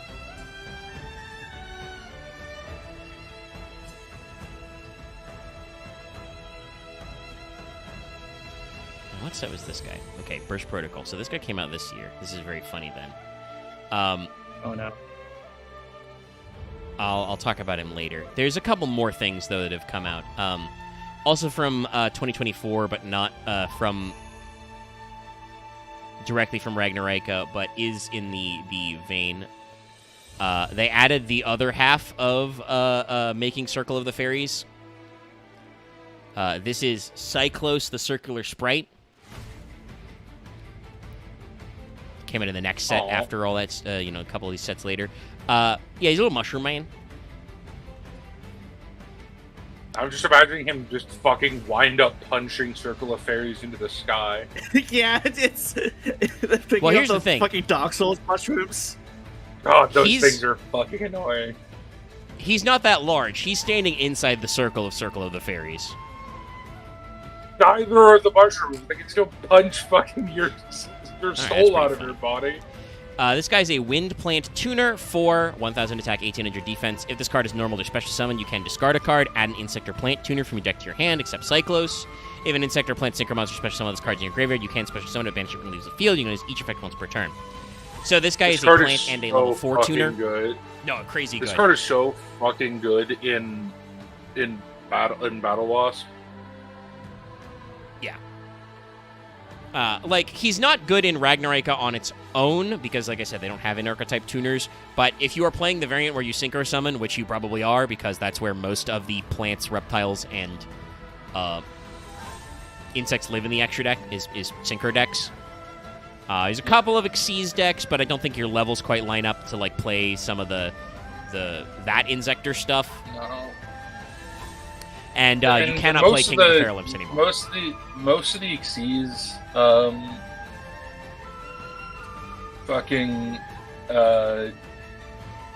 why can't I think of it? Most of the Xyz insect archetypes are very not play well with others. So the Like, they wiki don't has play- 4 recommendations for Xyz monsters. One is I think, yeah, Traptrix Cicada Alameris. Cicada King's the other one. It's King of the Yeah. Feral Imps, which is banned now. I'm pretty sure he's banned both places. Yeah. No, he's unlimited in the OCG because they're fucking insane. Or actually, maybe they didn't get all their Mitsu stuff yet. Because Mitsu was a TCG archetype. They may not have had the same Or cards maybe legal all at the Toon same just time. drowned Mitsurugi. Mitsu was, I think, strong, but it was stronger for a shorter period of time in the OCG because of when it came out. But Alameris is a 4. Did they release new Sacred Beasts? Yeah, I didn't well, we know talked that. about it. The new brand new Sacred Beasts just came out. Yeah. That's the Oh, retrain nice. stuff. It's supposed to be Kagemaru's version.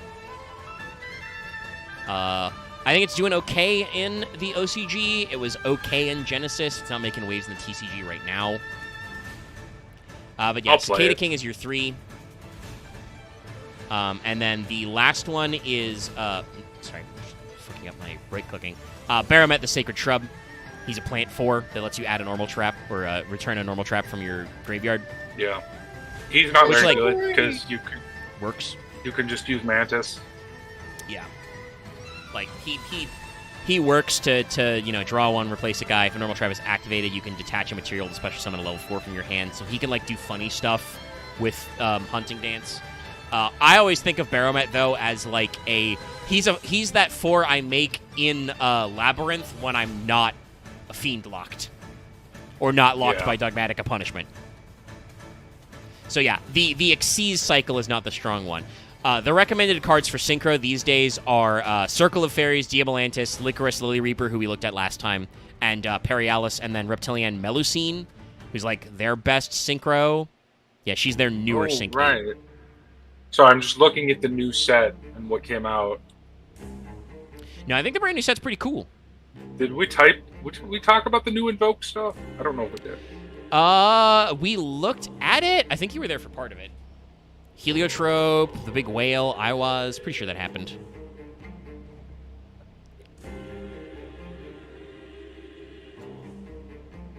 Regardless. Sorry, that's a really weird. I just found a technically generic reptile fusion that's very weird to play in this deck. X Talks Hydra. 2 plus you control special summon for the That's extra deck. Monster opponent controls the same card type as any material. Uses this card, lose attack equal to their own original attack. If this card inflicts 1,000 not or more good, battle but damage to your it's opponent, funny. draw 1 for each 1,000 damage you inflicted. It's very funny. It's not very good, but it- it's very fun. It works in Ragnaraika. The problem is you would have to play a card to fuse it. Or you just play Instant Fusion to make him a 4 guy. I'm trying to check but yeah. the new set, the next set, to see if there's anything we need to talk about. Beyond the Brave? There's a few That's things. what I'm looking at.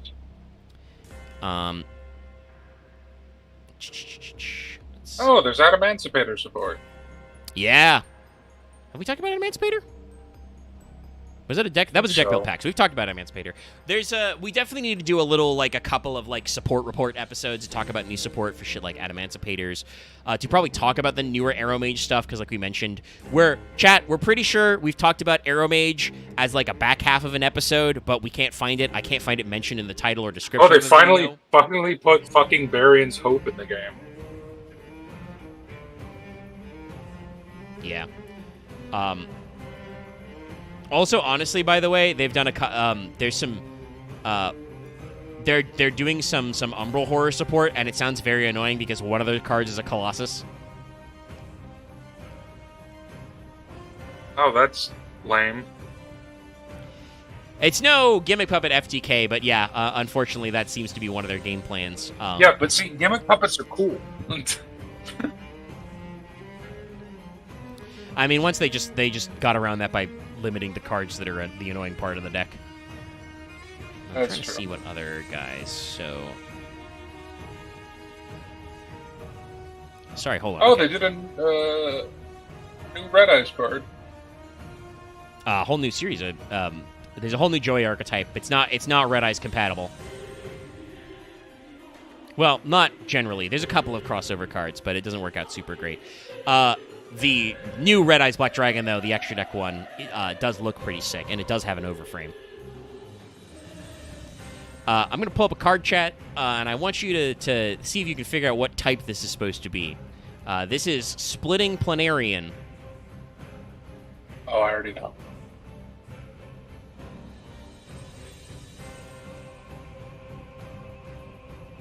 But this is a 2024 card. Also, sorry, we were looking at a bunch of dumb stuff. That was Mushroom Man number 3. That's very funny. All right. The gang at home thinks it's Reptile. No, you are wrong. This is an insect. No, it's a plant. Obviously. Oh! Yeah. I thought it was a plant.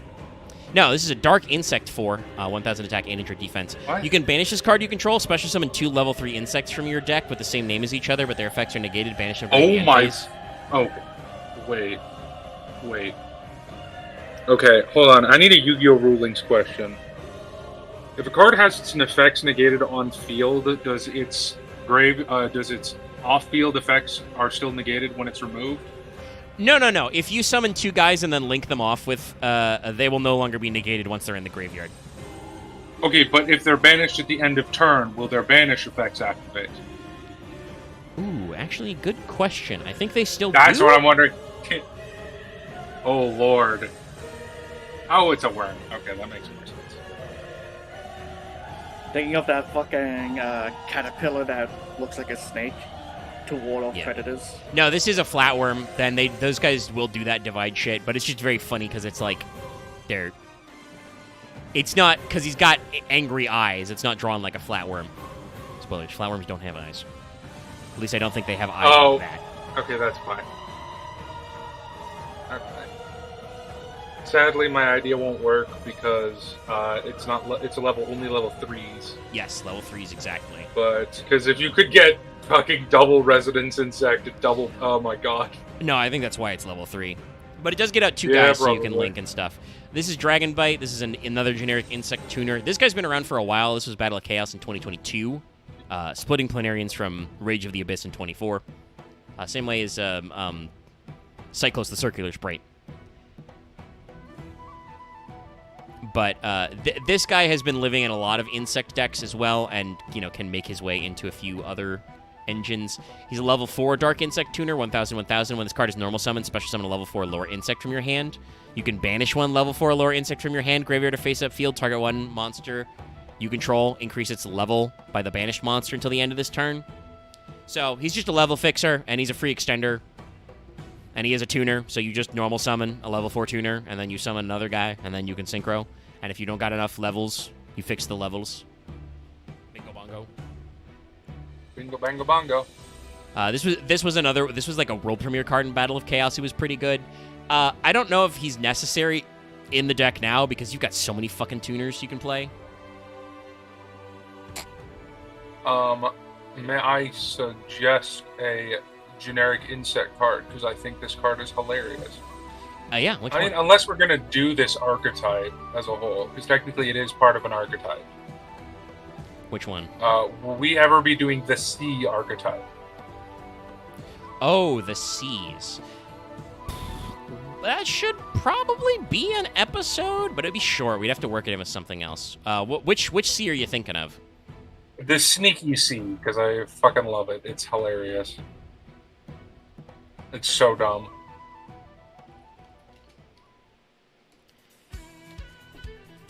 It is the most anime-ass card. Yeah, ask if you want to take La Cucaracha episode. A two option fucking poll. Yes, no. I mean, I could literally run a poll in chat. I think probably like a good episode to do like a 2 archetype episode. Because there are more cards than you would expect in C.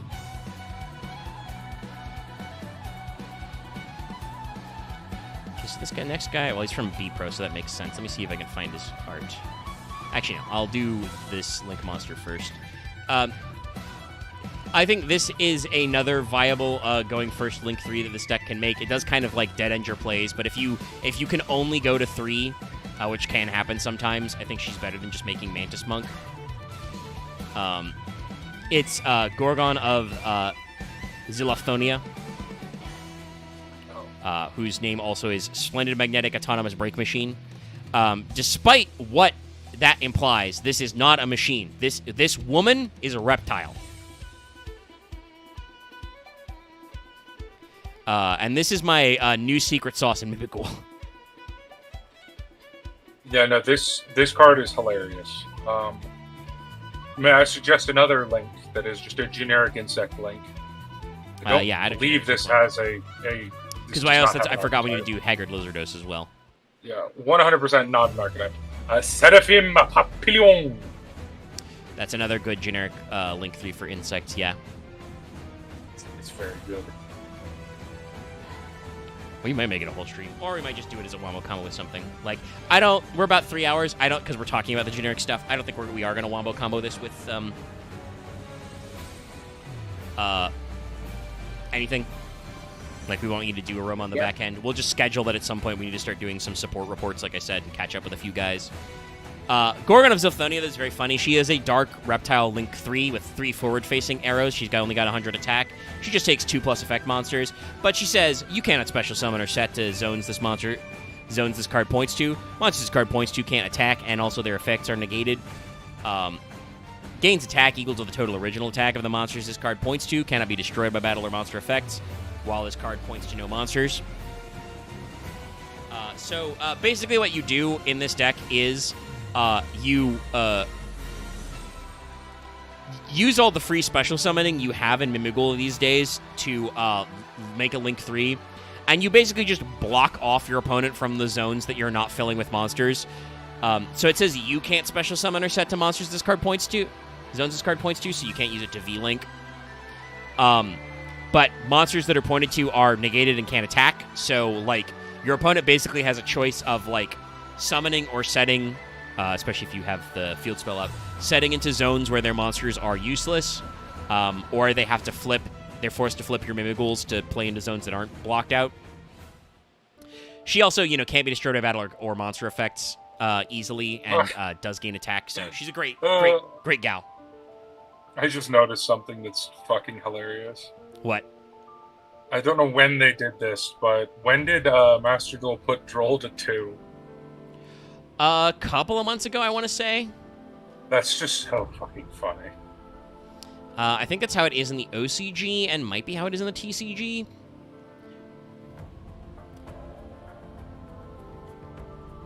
Actually, we might have gotten Droll to 1 in the TCG. I don't know. But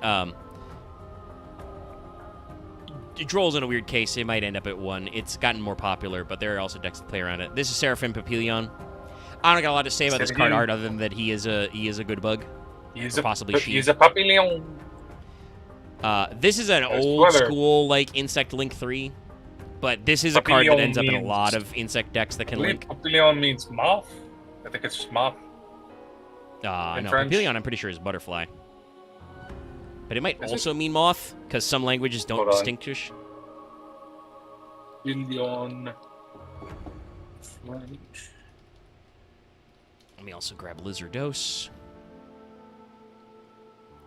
It is butterfly. What the fuck? I mean, Dallas, this is bright blue. This is a butterfly. No, I know, but never mind. Like I said, sometimes languages don't distinguish. And also, sometimes the naming of creatures is dumb. Things that are moths are actually butterflies that are drab, and in some cases, butterflies are moths that are colorful. Like, it's... The common parlance is very, very loosey-goosey, even if scientifically they are separate.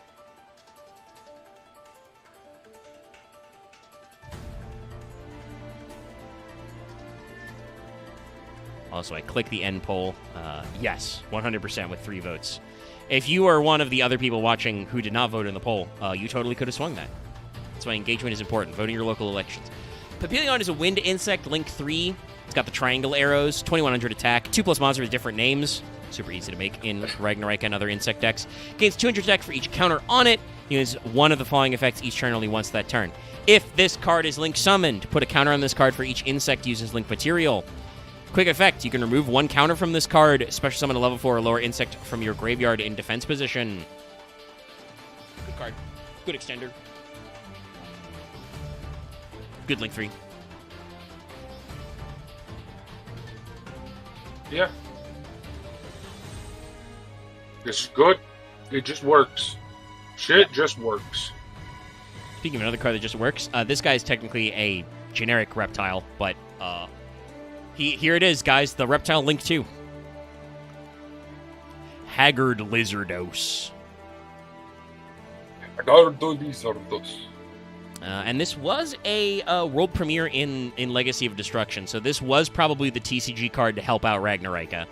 It just also happens to be generically useful in a shitload of decks. So this is a Reptile link to water. It's got right and bottom arrows. Only 800 attack, but it has 2 monsters with different names. Banish a monster from your face-up field or graveyard with 2,000 or less attack. Target a face-up monster on the field. Make its attack becomes equal to the original attack of that monster. His turn. If you banished a monster that originally was a reptile, draw 1 card. You can only use this effect once per turn. So this card is great in a lot of ways. In many ways, this is a generic removal tool, because what you do is you make it, and you set your opponent's monster's attack to something weak, to baby. Which, by the way, if you're using this with Ragnaraika, you're banishing Armored Lizard, which has an attack of 0.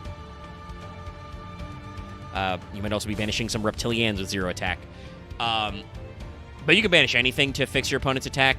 You can also use it to, on Lizardos, to like make him bigger if you can't make any good link 2s that can attack over something. Or you can just use it to banish. Yep.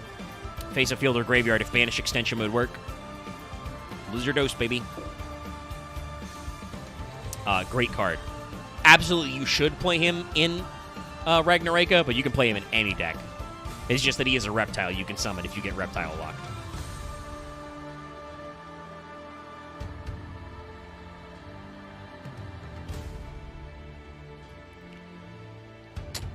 So now I have to look up a card that's not in Master Duel yet, so...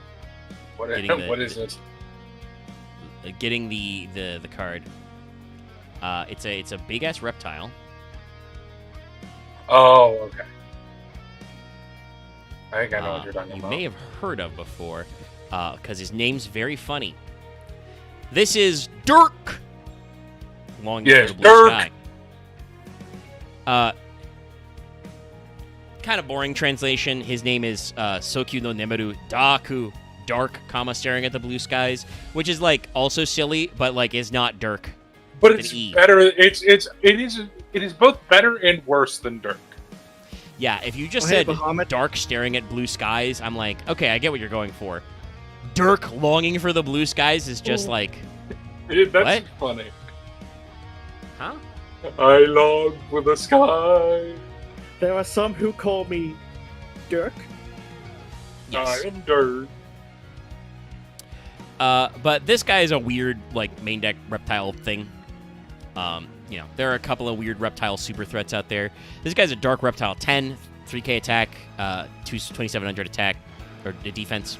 If a monster is special summoned from the deck or extra deck by your opponent's activated monster effect, while this card is in your graveyard, you can special summon this card.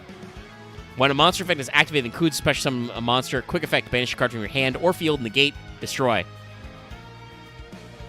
During the end phase, if this card is currently banished and was banished this turn, return one of your other banished monsters to the graveyard. You'll use each effect once per turn.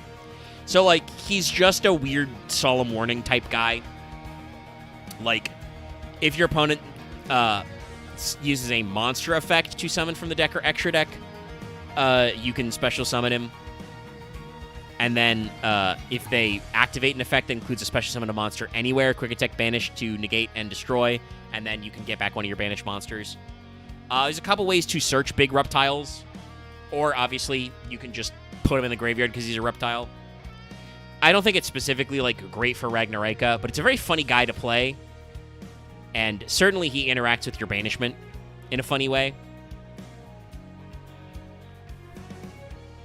Yep. I think the general wombo combos is you could include this in the Sun Avalon Plant Link stuff a little with Ragnaraika. Rika has some interesting combos because they have a few Link monsters, and obviously Aroma likes to Link climb. I have done Aroma with Ragnaraika extenders. For insects, the Bee Trooper Battle Wasp. Sorry, I forgot the name for a second. The Bee Trooper Battle Wasp, Matrix works out. None of those decks necessarily need to have overlap, but a lot of people played them with overlap. I think because they got support around the same time. Traptrix obviously works as well because it gives you a lot of bodies, but also Traptrix gives you a shitload more back row to play. And then Reptile, your only themes like to pick from are Ogdoadic or Reptilian. I would probably go Reptilian over Ogdoadic. I mean, there's Mitsurugi, but now that's, like, banned. Several of those cards are limited. And also, Mitsu doesn't really play well with, like, generic extenders. It is more of a ritual deck than a Reptile deck. It just so happens to, be able to play with reptiles. But it was funny to do hybrid brews. It may have been funny, but it was much more efficient where your hybrid was, Ryziel. What I was going to say was that I do think you could use Ragnaraika with Ogdo as, like, Ogdoadic's main problem, I think, in addition to just, like, not having as much sauce on its, like, bosses. Like, it was a little too fair. It gave your opponent a little too much extension and, like, really cared about them special summoning from their graveyard specifically, was that it didn't add any new extra deck boss monsters. So, like, the only one that you would play is, like, King of the Feral Imps, and then I guess you could play, like, generic 8s. You could play Chaos Angel when that card came out, So, like, Ragnaraika gives you valid cards to play in the extra with Ogdo. As much as I like Ogdoadic and I'm super hyped for it, it's not very good. Somebody fall over. No. It sounded like he fell over. I'm good. Okay. I'm fine. Dallas hit himself in the head with the microphone pole. Don't.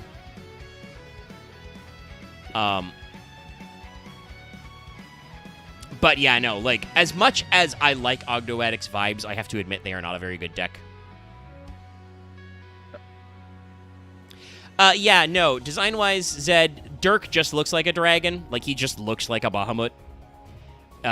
He doesn't have to be a reptile. I think they just made him a reptile because it was 2026. But dragons don't need good things, so fuck them. Basically, yeah. Like his art design is a generic dragon, but they made him not a dragon because dragons don't need more generic dragons. Like... Also, I didn't know that about the old Mirror Moon. That's very funny.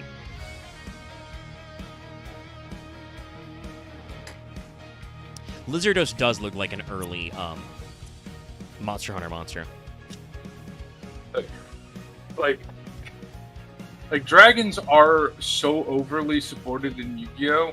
They made a second archetype to basically just be dragons again, but cool. To be dragons too. Yeah.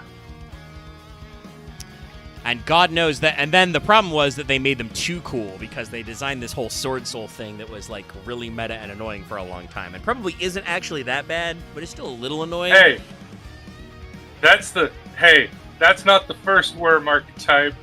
There was Yang Zing first. And then that's true. Yang Zing was meta for a little bit, but it was... Take three archetypes in a row. The second worm archetype was True Draco. No, True Draco. Well, the True Dracos have I think mostly worms, but there were several other archetypes in that mess. Several other typings, I should say. No, actually, the second like pure worm build, I'm pretty sure was Tenyi. Yeah, which is also pretty good. The third one was Tenyi, then Sword Soul, but like then Tenyi, I don't think ever had to get limited. It just got outcompeted. Even though it had some pretty good cards in it, it just wasn't ever super strong until they gave it some very new support, which was pretty cracked. Sword Soul, I feel like Sword Soul, I think, completes a trinity of worm decks that is like, if they came up with another really cracked worm deck, we might be in trouble, because Yang Zings are like, they miss timing and they're outmoded, but they have some pretty good synchro monsters, and their counter trap is really searchable and very spicy. but I think they are now, because of just time, they are the weakest link.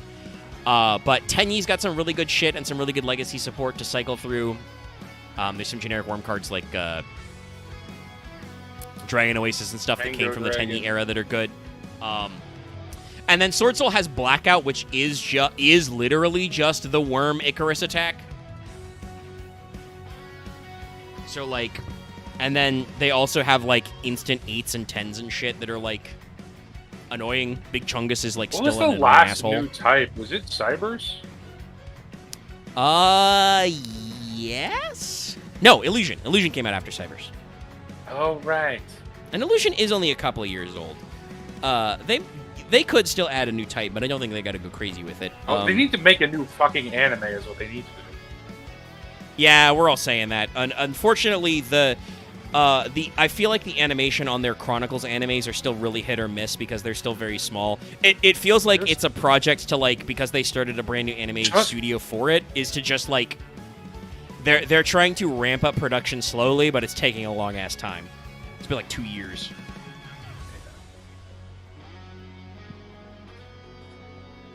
And, like, Rush is doing pretty good as an anime, and then Go Rush, obviously, like, technically they've had a sequel series with a separate studio, but that is a separate property.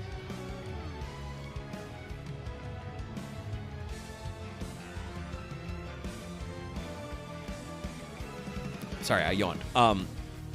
I was gonna say, Konami, I don't know if they really... Konami doesn't seem to be like they need they've realized they don't need the push of a new anime to, like, fill out card archetypes. Certainly some anime archetypes have caused problems, but I do also think that, like, it's a lot easier to make pack filler when you've got an anime. It just also, I'm gonna be real, it drives people to, like, people don't know that you, like, I don't want to be mean, but Yu-Gi-Oh! Is probably in one of its least profitable states it's ever been in the last, like, couple of years. So Yu-Gi-Oh! Has waxed and waned. I actually think right now it's not, because Konami has finally started catching up with other card game technology. The overframes and the introduction of Grandmaster Rares, which are, like, serialized, is, like, they've done stuff to incentivize, like, cracking out your deck with max rarities, like, extra chase cards that are not necessarily, like, just the secret rare, like, the actual physical good card to play, and stuff like that. Like, they're moving product. The OCG has, like, changed this year, like, how they are developing product to make it so that, like, decks feel more self-contained in-box kind of a thing. Like, that's not necessarily the same, but you are correct that an anime works as a good marketing tool that can cover a multitude of sins. I guess it's just a question of, like, is it more expensive to produce an anime than to not? Yeah. Oh, that's unfortunate. Want to know what the most profitable year for Yu-Gi-Oh! Was 2019, right before a certain virus. Interesting. Because, like, I feel like a lot more people got into Yu-Gi-Oh! During COVID, but then it was probably they had to worry about, like, lots of retailers weren't open as much, and they had to worry about, like, product delays. Yeah.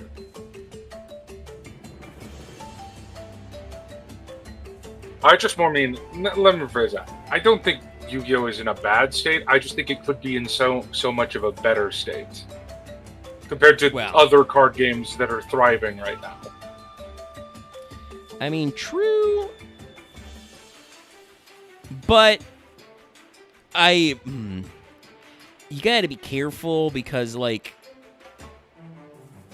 or I want to be careful with those comparisons because, like, the way that I think the other top two cards are thriving is Pokemon is artificially inflated by the scalping market, which people always say is on the verge of collapsing. Okay. I don't know about that. Omega, I so consider Pokemon an outlier that I was comparing it to Magic and One Piece.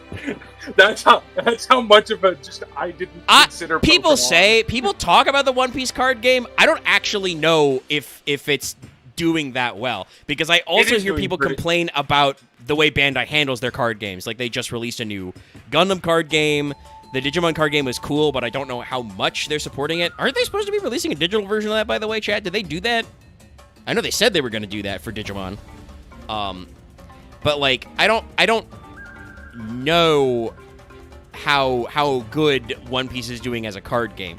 I mean, you may be right that like because it's One Piece, it's got a fan base who will buy stuff, and like that does work as like a licensed tie-in.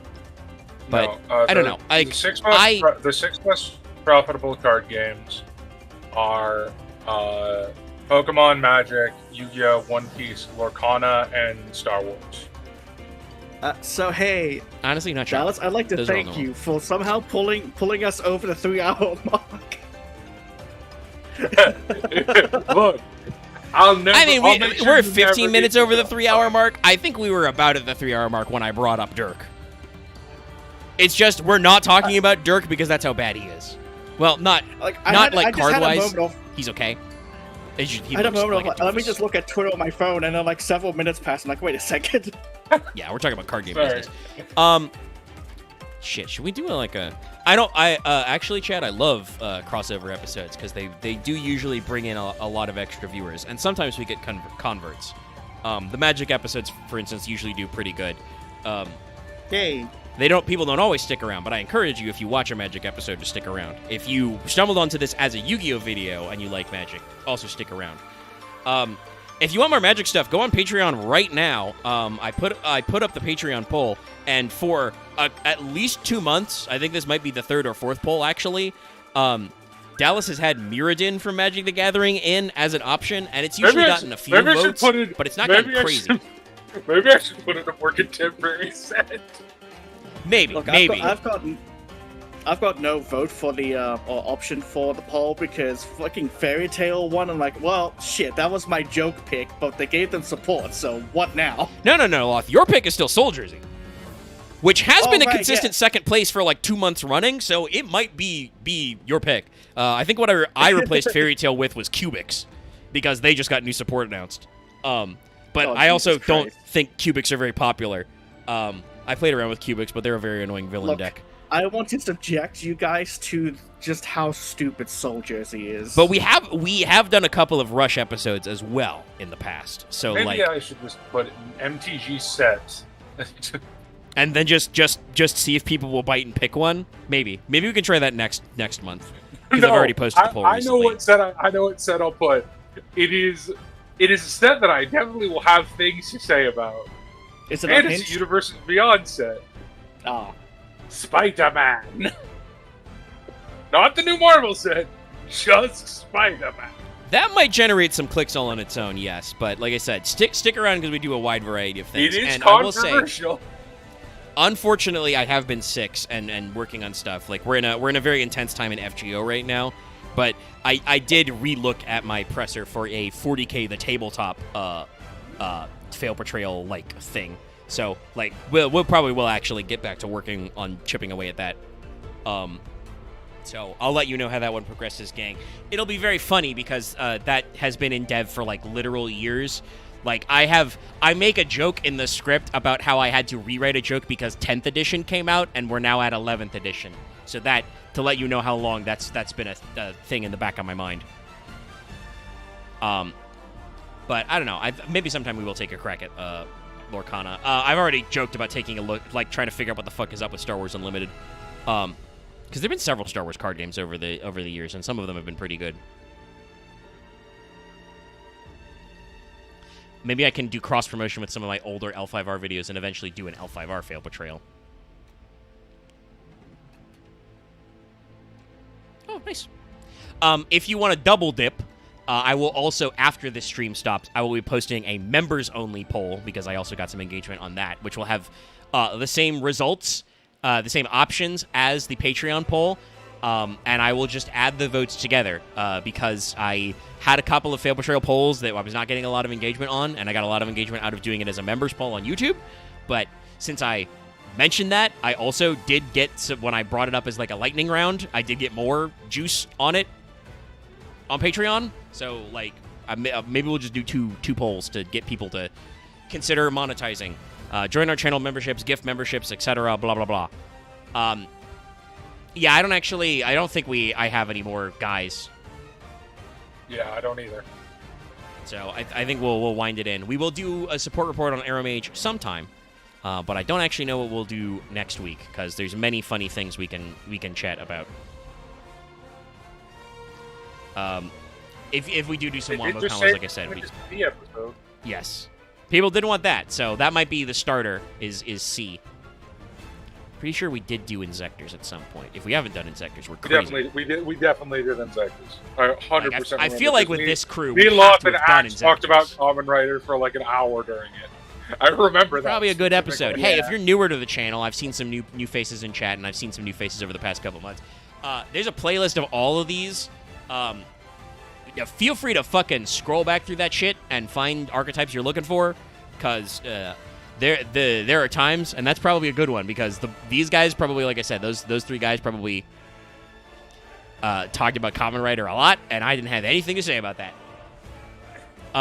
Yep. Sorry, I tabbed back into FP and about Spider-Man, Dallas Post, Spider-Man? Bagel and Schmear, and I'm just like, why? What have you It's done a to me? good card too. That's the funniest part. Here, Chad, I'll leave you with this as I do my usual stuff. But hey, for the engagement, like this video, leave your comments later. Comment on the VOD. The VOD will be up on the channel. If you're on mobile, consider hyping. Hype the video is a thing that at least YouTube does track of. And, if you want more, subscribe. We do this every week. And consider supporting us with channel memberships or Patreon to vote in polls to pick a topic a month. That is all my steez. See some of you back here tomorrow for Final Fantasy XIV, where I will probably be blasting those fucking giants. And also, I think I need more tomestones because we're adding a new relic step soon. Anyway, that's it. Bye, everybody. Son of a bitch, you're on